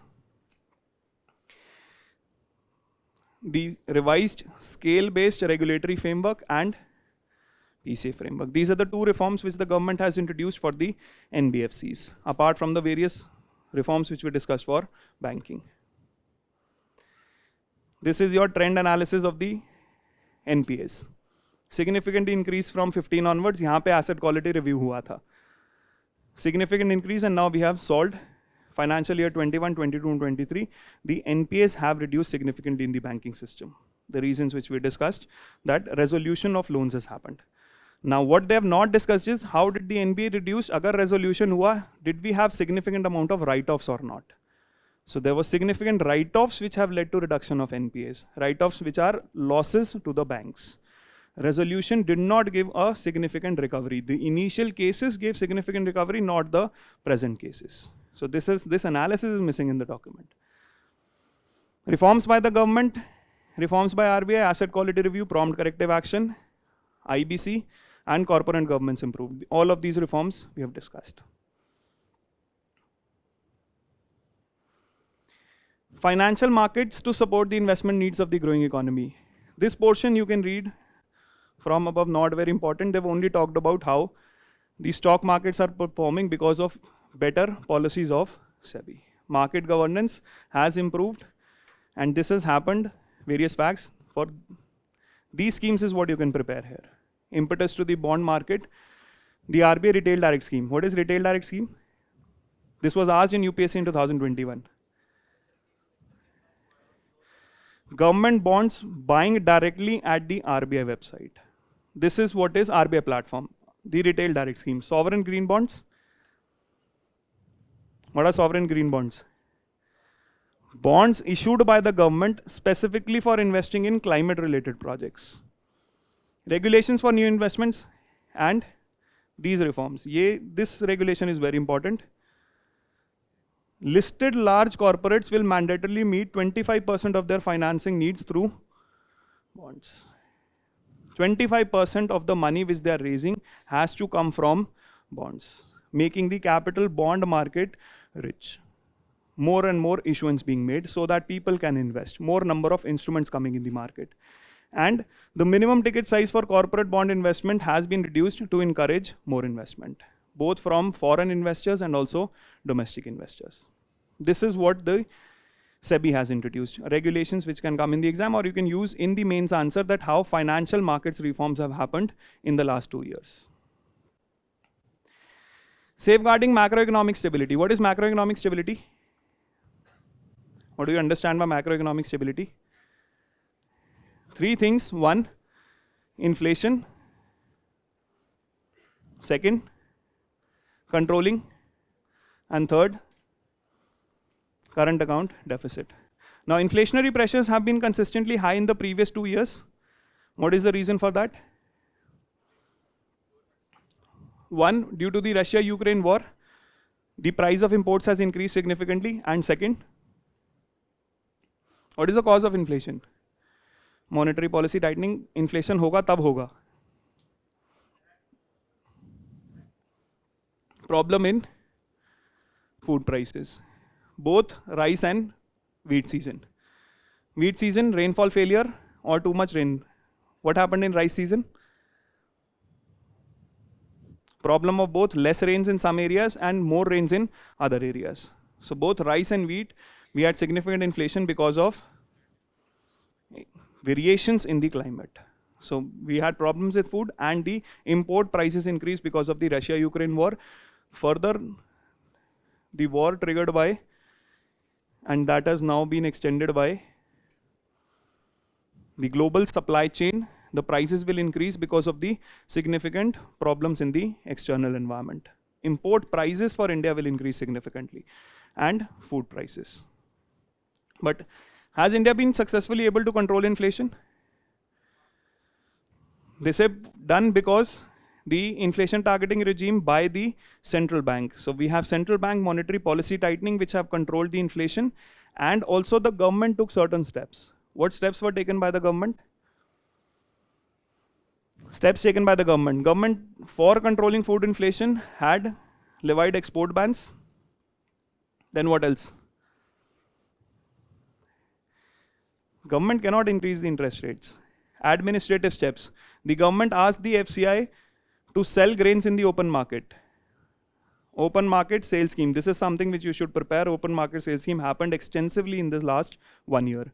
And the third step was the Essential Commodities Act, the storage limits. How much you can hoard is what is controlled by the government. This is how the government tried to ease down the food inflation pressures, along with monetary tightening done by the central bank under the flexible inflation targeting regime.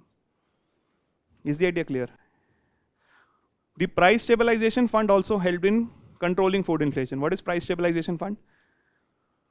For tomatoes and onions, government used this fund. This fund is under the Ministry of Consumer Affairs and Public Distribution. What this fund does is, if there is any increase in prices of agriculture products, the government is going to procure those products from the market and sell it at a lesser price in the market.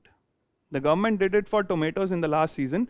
When the prices of tomatoes increased, the government, using the money in the price stabilization fund, procured the tomatoes both from domestic and international markets and sold those tomatoes to the public at lesser price. So you can have again a question on what is price stabilization fund, who administers it, and what are the objectives. Is the idea clear? Global financial markets post-pandemic, we still had a problem because of the geopolitical conflicts and accompanying sanctions, जिसकी वजह से imported inflation was seen in India. India managed to keep its retail inflation below the several countries because of the government steps which had been taken. Strengthening buffers, periodic open market scale releases, preventing hoarding, help to check the pressures along with RBI monetary policy tightening. The steps which I just discussed are the steps taken by the government. In the previous 1 year. Last year, there was a question that central banks world over have increased the interest rates. The reason given for this is because there was inflationary pressure seen in the global economy. This is how this topic will be used for questions. Whether you understand how inflation happens and what were the causes of inflation and the steps taken by the government to control inflation. This is the global price information, just to give an idea that inflationary pressures were not just seen in India, they were seen in other countries also, and they were not successfully able to control it. India was on the lower end. The consumer price inflation across the various countries. Human resources growth with increasing welfare. The third point which we talked about of improving the government welfare schemes, that is providing inclusive growth, is talking about long-term oriented, efficient and empowering. What the government says, welfare or what we are trying to create, these three things are important. In the previous eras, the government were focused on creating a dependency of the people. This government is trying to create that people are dependent not on the government for these help. The government will create certain assets which is going to help you provide the welfare. So asset based empowering technique hai, which is going to be long term.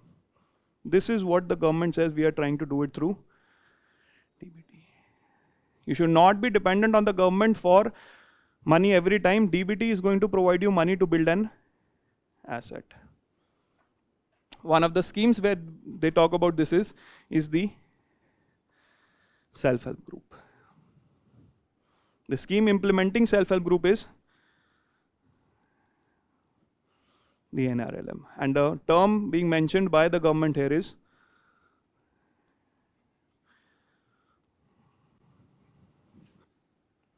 training the self-help groups for better economic activities. What is the idea of self-help group? This is also asked previously. Last year they asked a question on self-help group. The first statement was self-help group was promoted by State Bank. Second was self-help group, the whole liability of the loan is on the group and not on the individual. What is the idea here? Repayment of individuals was low, so the government is providing a loan to the group. Things which the government is doing here is, first, the government is going to build certain financial savings ability. Second, you are going to get a loan. Using this, you are going to start an economic activity. Or economic activity आपकी sustainable हो, we are further going to provide you. This is what is. When the government is saying, Lakpati Didi, how much money is that talking about? 1 lakh per month or year? 1 lakh per year. How? The government is going to provide skill level to the self-help groups. Is the idea clear? The whole idea is inclusiveness through long-term oriented efficient empowerment by providing direct benefit transfer. This is why important is to provide them water connections. Important is to provide them gas connections. The important is to provide them house. Asset build करना है, उन पे direct dependency नहीं बनानी है कि हर बार government पे depend हो. This is why this scheme is also important here. Not just providing the basic amenities for a better standard of living, but also trying to improve the standard of living by providing economic activity. So when we talk about MSME also, the scheme is all about provision of credit and provision of skill. This is the approach to welfare which was not present. This is why they say कि efficient नहीं था. Equity with efficiency is what we are trying to bring in. Universal targeting and efficiency by bringing it through digital infrastructure. This is what they say, equity with efficiency. Universalization along with getting the money and output outcome monitoring framework. This is also important. What is output outcome monitoring framework? Major schemes we have the output outcome monitoring framework. This is very important for accountability.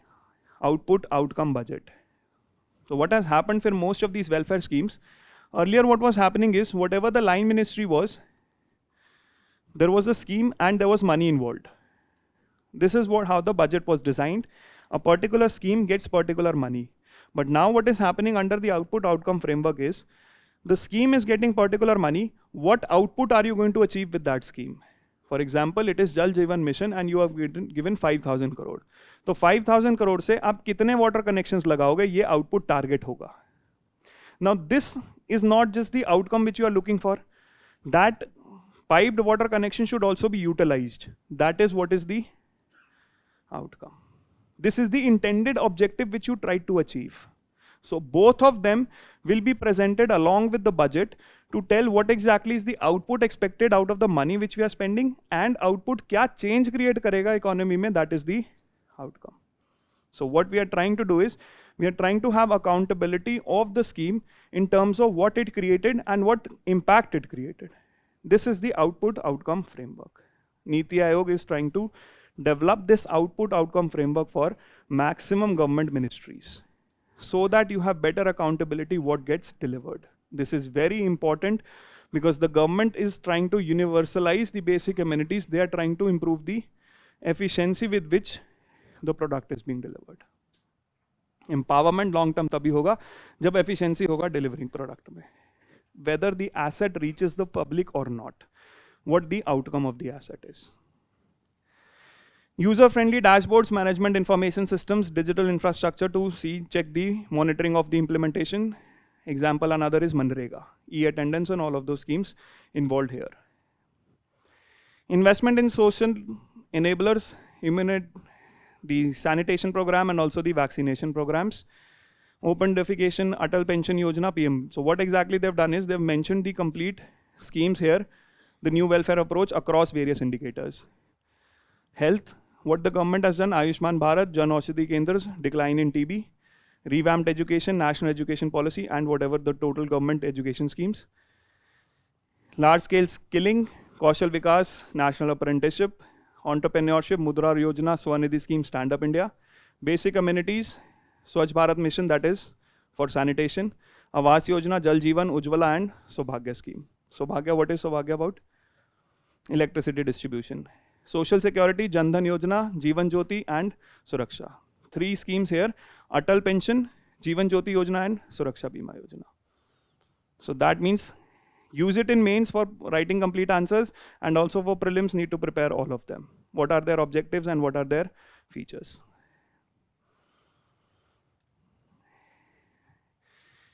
Women-led development tapping the gender dimension.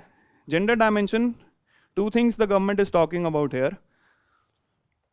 The LFPR increased to 37% and the gross enrollment level in the secondary school. 75% gross enrollment rates and labor force participation rate has increased. Now what are the increased reasons for this? Also they talk about the passage of the Women Reservation Bill. Features of this prepared under polity. Now how this economic empowerment of women has happened? The whole scheme of self-help group. Women-led self-help group, access to financial service to these self-help groups. Deen Dayal Upadhyay National Rural Livelihood Mission, where it talks about not just creation of self-help groups, but also providing support in terms of both credit and skill. Rest of the women schemes, Beti Bachao, Beti Padhao, Sukanya Samriddhi, Mudra Yojana, Stand Up India. What is Stand Up India? Women in Stand Up India. It is categorizing 3, women, SC and STs, providing loans to women, SCs and STs. This is the criteria, how they will target. Awas Yojana, Gramin, Kaushal Vikas Yojana. Is the idea clear? What exactly is the welfare schemes and how you have to prepare across sectors?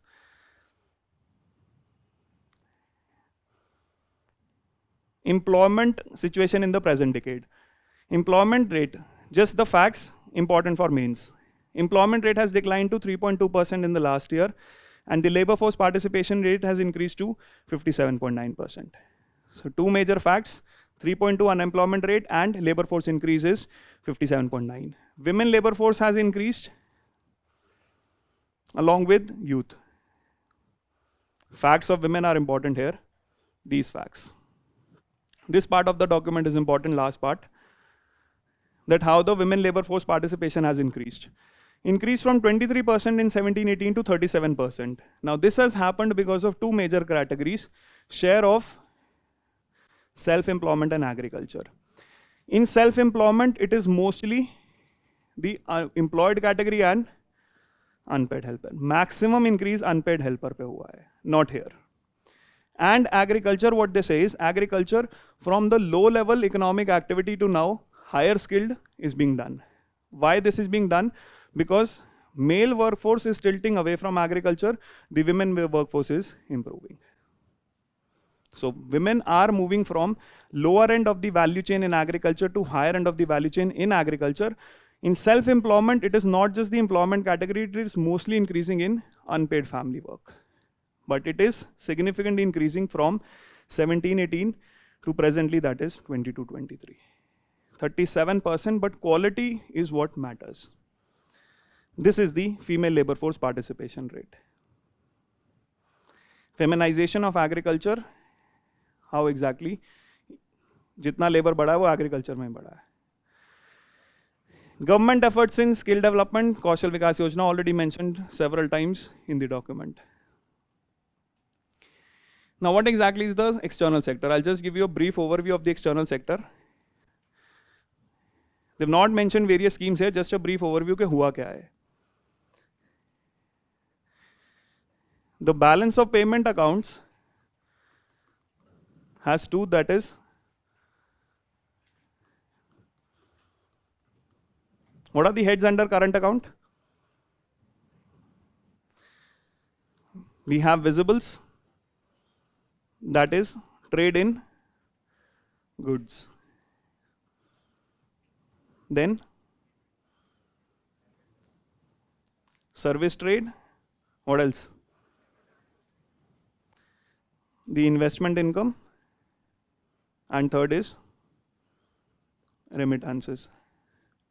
Now what they've tracked the performance here is that trade in goods, the exports and imports. Imports have seen an increase in the last year and exports have seen a decline. But if we compare the current account deficit with the last few years, the current account deficit has improved. It is still negative, but improved because we have got significant benefits in service export and remittances. These 2 have been major pluses. This has been negative. So overall current account deficit is still negative, but this is negative mein improvement is shown. So service, because of the problems in the external sector, the exports quality hai because of the subdued global demand. Inflation plus disturbances. Import price increasing. Under capital account, we have seen again plus significant surplus because we have seen surplus in investments. Last 6 months, there was problem in the foreign portfolio investment, but in the first half, we have seen improvement last 2-3 months. This has seen an change in direction. FDI is still increasing. FPI, which was outflowing in the previous year, is now seeing an inflow. So the direction has reversed and now we are seeing positive investments coming from outside investors. Better performance on loans still being taken. They have not mentioned how the status of loans has changed. Major, they have talked about investment only. And whatever surplus we have built in the capital account, over the negative on current account has helped us build significant amount of foreign exchange reserves. Foreign exchange reserves, roughly around 600 billion which is enough for, they've talked about the adequacy of reserves also, that whether reserves are enough or not. These reserves are covering roughly 10 months of imports, and the reserves are covering for 98% of the debt.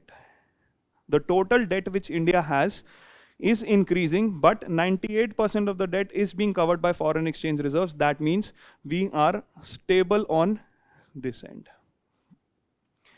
So current account deficit is definitely a problem considering the changing external environment, but this segment is increasing and this segment is increasing.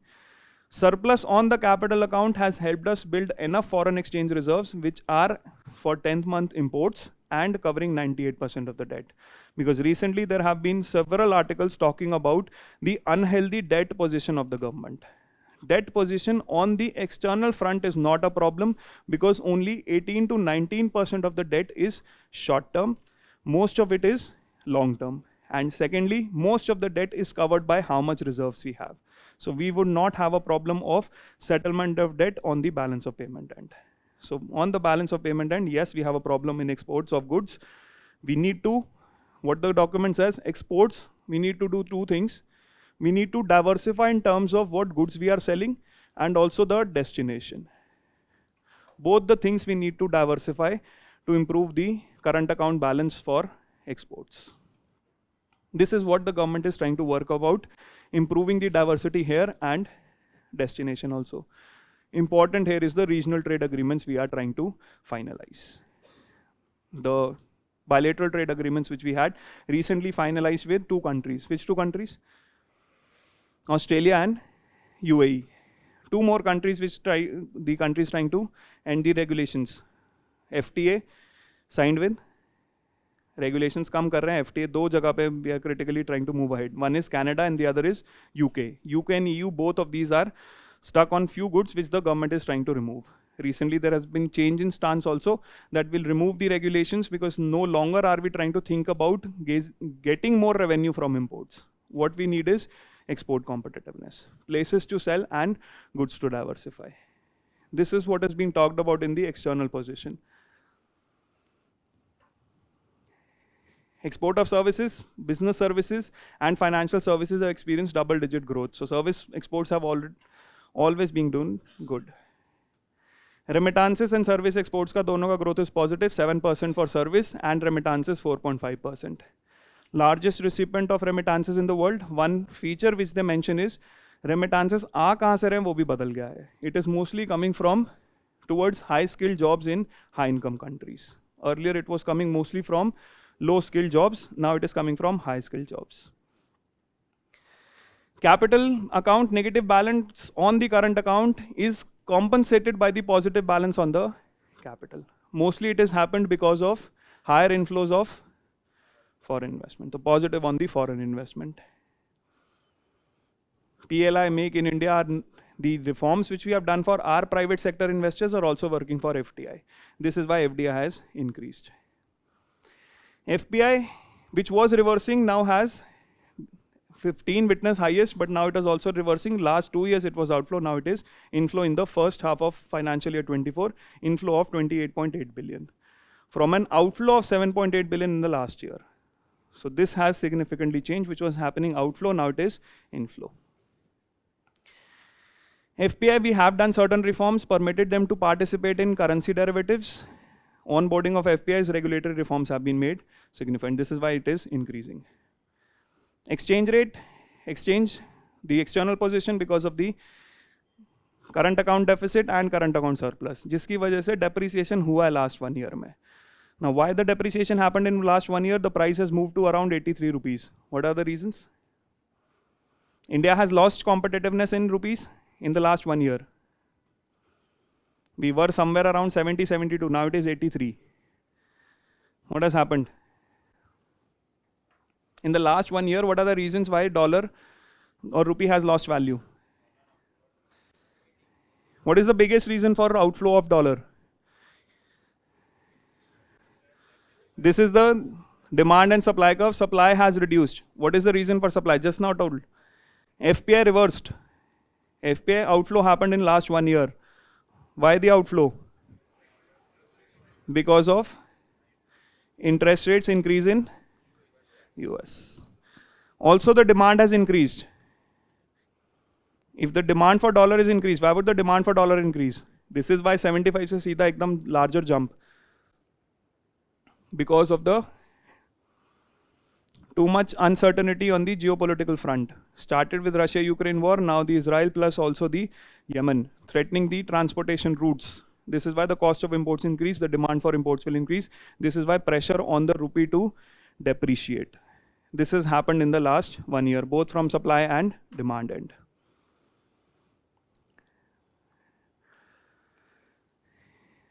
Foreign exchange reserves 623.2. Therefore, 98% of the debt is being covered through the reserves. This graph just to show the various parameters, whether it is enough or not. The total external debt of India is roughly around 18 to 19%. Fell to 18% September 2023. This covers 98% of the debt. The foreign exchange to external debt, it's cover roughly more than 95%. Total debt in US billion, 18.6%. International investment position has remained stable, but it is still negative. What is international investment position? International investment position. What we discussed is balance of payment account. What is international investment position? The assets which we have outside with respect to rest of the world having in India. Whatever assets the rest of the world is holding in India with respect to what assets India holds outside. Since more rest of the world is holding in India as opposed to what India is holding outside, the international investment position remains negative.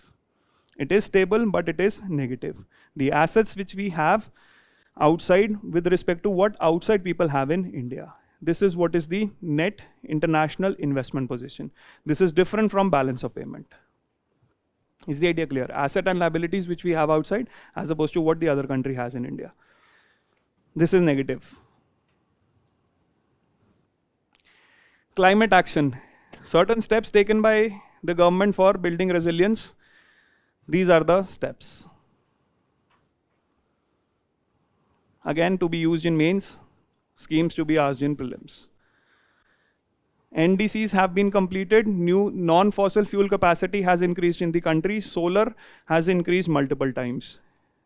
Energy capacity increased by more than 25 times. Schemes introduced. Solar parks, ultra mega parks, rooftop solar, green energy corridor, and the 2 PLI schemes. This is what is to be prepared from climate.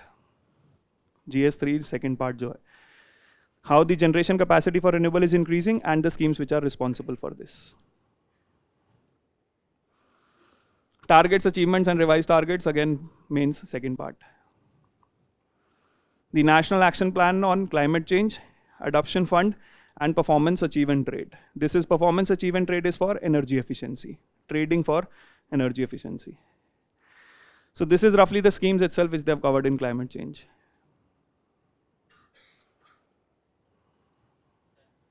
Done. What the last part is,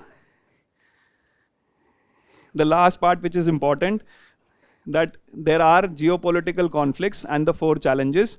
And what are the challenges which India is facing is 1, skilling, learning outcomes, health, energy security. These are the areas which they have mentioned for improvement. In the complete analysis of the Indian economy, they mentioned only positive things. These are the potential areas for improvement, specifically the skill and learning outcome, MSME and gender. And if you pick all of these things, you will find out the question is all about inclusive growth. Talks about MSME, talks about gender, and talks about skill, learning, health. Is the idea clear? How the document has to be prepared, preparing all the schemes, rough idea about what happened from 50 to 2014 and then 2014 onwards. These frameworks you can use in mains also for writing complete answers, and this document is very important for mains because you have direct questions from this. Is the idea clear?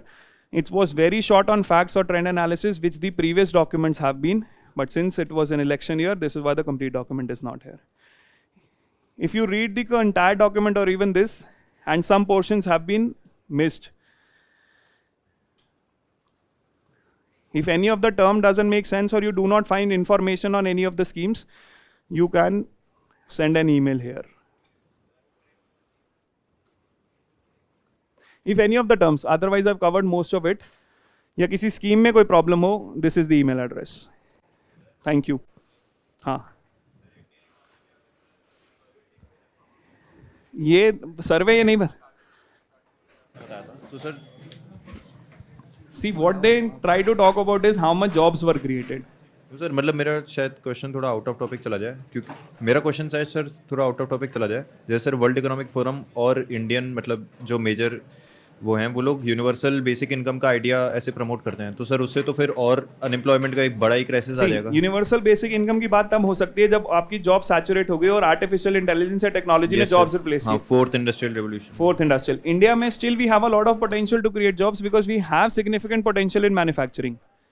So you talk about universal basic income when your economy is saturated.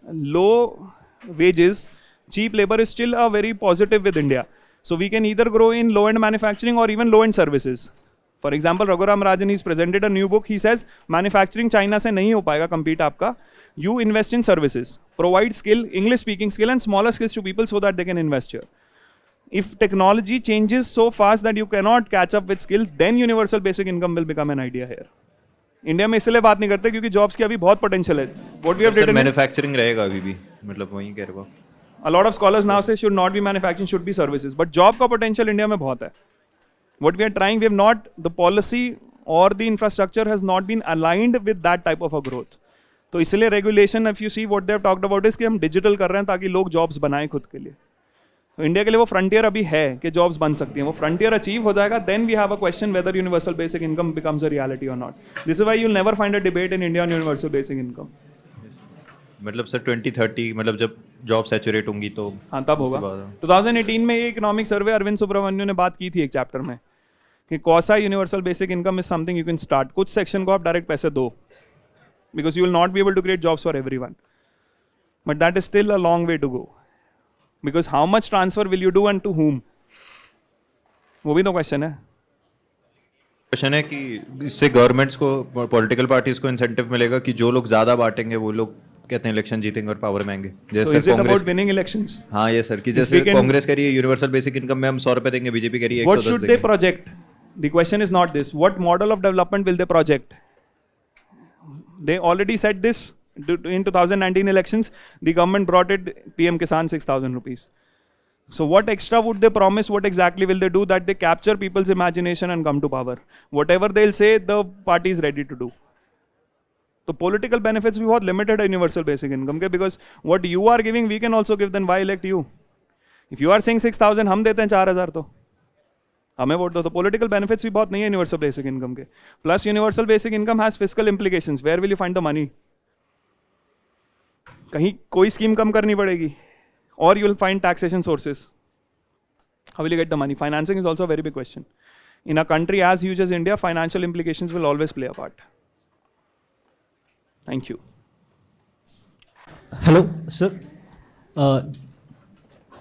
So just a small doubt. So you said from 1980s to 1990s, India has actually witnessed a high rate of growth, and so from 1990 we had a problem and we opened up the economy. So can we say that India has not really witnessed at least even 2 decades of economic growth, uninterrupted economic growth? Because after 91, the problems were not just domestic. The problems were also external. Because now you're integrating your economy with the rest of the world. So if any problem happens there, you will have a problem because you're integrated. 97, 2008, 2019.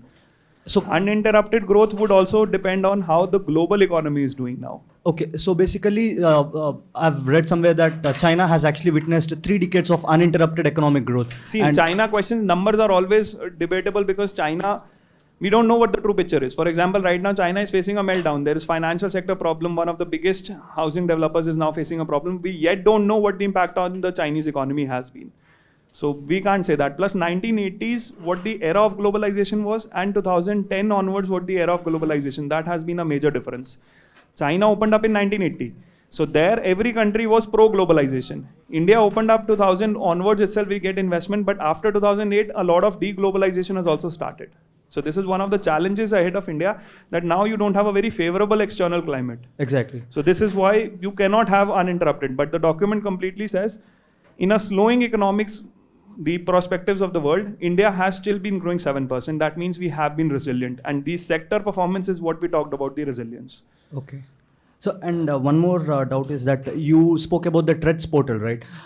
So in that example, what you have given, the MSME, the particular firm will only get 4,50,000 from that bank. This is discounting, yes. Yeah. So, and what about the full amount? They are supposed The to... bank will take the full amount from Maruti. And what about the firm?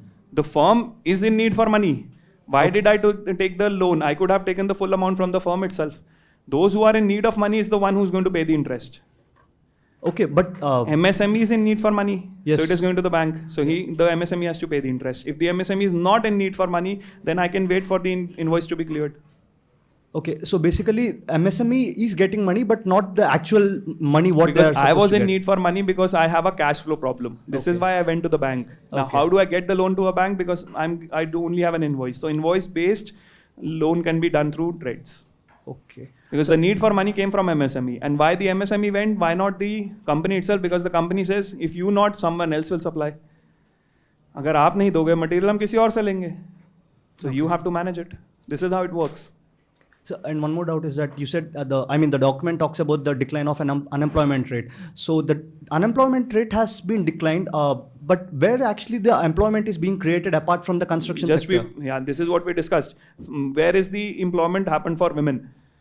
It has happened in the self-employed category where they are own account creators or the unpaid family help, or they are increasing in agriculture. So we don't talk about in India, the problem is not unemployment. The problem is quality of employment.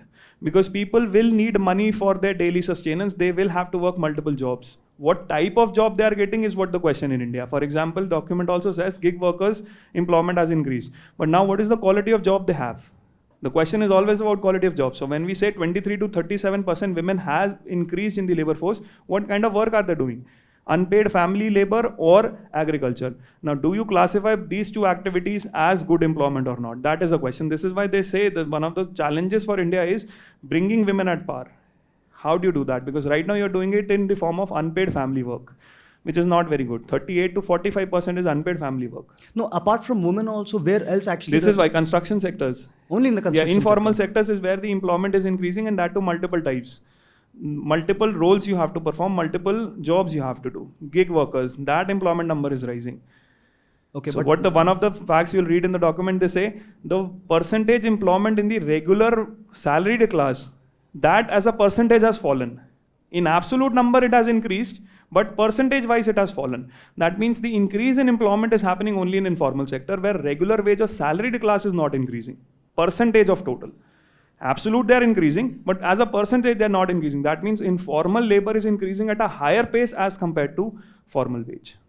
Okay. So what you say construction sector, that is the perfect example. Construction sector is seeing the major changes along with gig economy. Most of it is informal.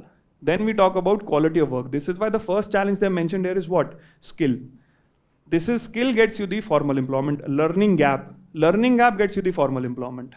Not this informal jobs, construction and all. So, and one more thing is that in the industrial sector, you spoke about PLI and Make in India initiative. When it comes to PLI, there are some certain Japanese and Korean companies which claim that their PLI's claims are not being... This is what the analysis of PLI. PLI says that money will be paid. But now you're involving the bureaucracy in selecting the firms, whether the targets are achieved or not, and then paying the money on time. So that means involvement of bureaucracy in all three steps, you will have delays. So how effective is PLI and Make in India's initiative? This was a question right now between the Minister of State for IT, Rajiv Chandrasekhar and Raghuram Rajan. So what's your point? He says, you will not write my point. I mean, as the document says, PLI in mobile phones has been a very big success because export for mobile phones have increased. Now what the counter argument is, what are we doing in mobile phones? If you see the whole value chain, we are only assembling the mobile phones. So now you are paying significant amount of money to rich companies just to assemble the phone. So what exactly are you getting? You are creating two things. If you are creating jobs, that is the lowest end of the job. And secondly, if you are assembly, that means there's no technology. So why are you paying that money to rich companies to do the most easiest of things? So PLI is successful in terms of two things: what technology it gets you, and second, what jobs it creates for you. And right now it's a very nascent time period. All of the 14 sectors have been increased in last 2 years itself. So after some time, we'll try to ascertain what did we get. Mobile manufacturing is seen as a success because the export of mobile phones from India increased significantly. It created jobs, not to the potential, and secondly, but it did not bring in any technology. So, and Make in India is only the assembling in India is happening, or even the... This is what I said. You will see what value chain is coming to India for which PLI is being claimed. This is what will determine the efficacy of PLI. But right now the government says if we improve the regulatory environment and the infrastructure for all, not all firms are capable to compete on a global level.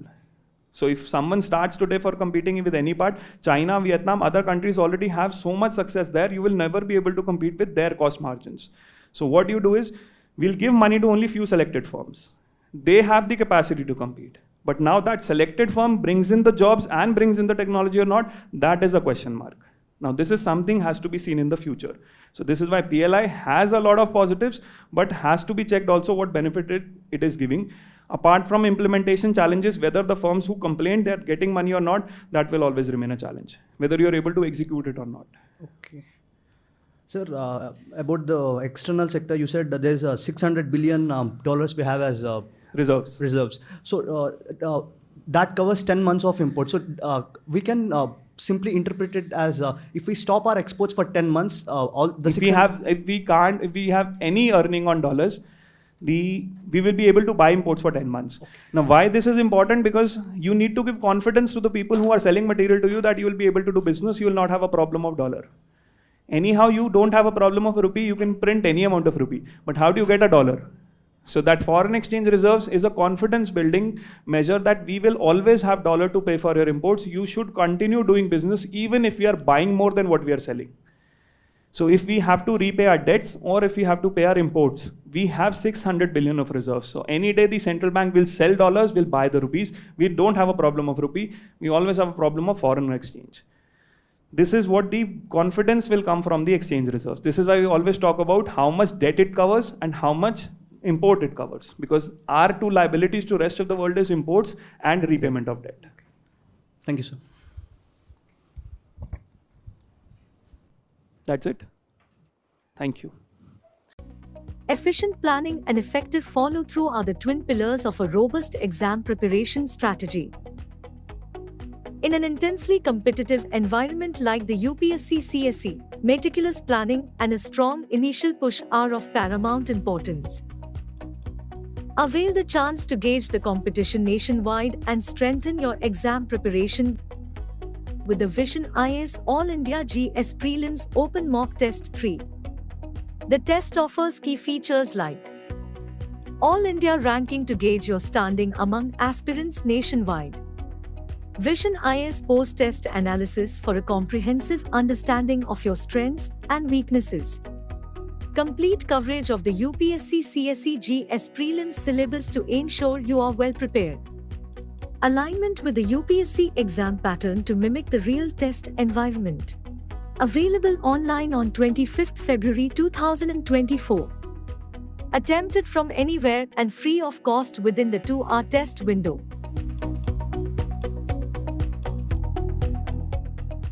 Welcome everyone. Meet Arav, an aspiring UPSC candidate. His eyes are full of dreams, his room a reflection of his ambition with UPSC topper stories. Arav starts his journey and soon finding himself engulfed by mountains of books and endless notes as he grapples with the vast UPSC syllabus. Despite trying various revision methods, Arav's anxiety escalates each day. He feels lost in a sea of information, struggling for direction. In his moment of confusion, Arav discovers the Lakshya Prelims Mentoring Program 2024, a ray of hope in his challenging journey. He found that Lakshya program offers a strategic plan for revision and practice, which includes the entire GS and CSAT syllabus. It skillfully integrates monthly current affairs and PT 365 with the static GS syllabus for a comprehensive revision. CSAT, once a daunting task, is now approached with rigorous practice and focus, building confidence. Amazed by the personalized approach, Arav finds Lakshya's plan as per his unique needs, that is, by focusing on high-yielding areas, facilitating multiple revisions, providing effective and validated reading list for efficient preparation, and analyzing the evolving demand for UPSC prelims paper with in-depth trend analysis of previous year questions, PYQs. With Lakshya's structured plan, Arav's approach to preparation evolves. The chaos of his study room now becomes a focused learning environment. Empowered and confident, Arav is now ready to conquer the UPSC prelims. The once daunting task now appears within his reach. Interested in learning more or registering? Visit visionias.in/Lakshya or call us on these numbers. Start your successful journey with Vision IAS today.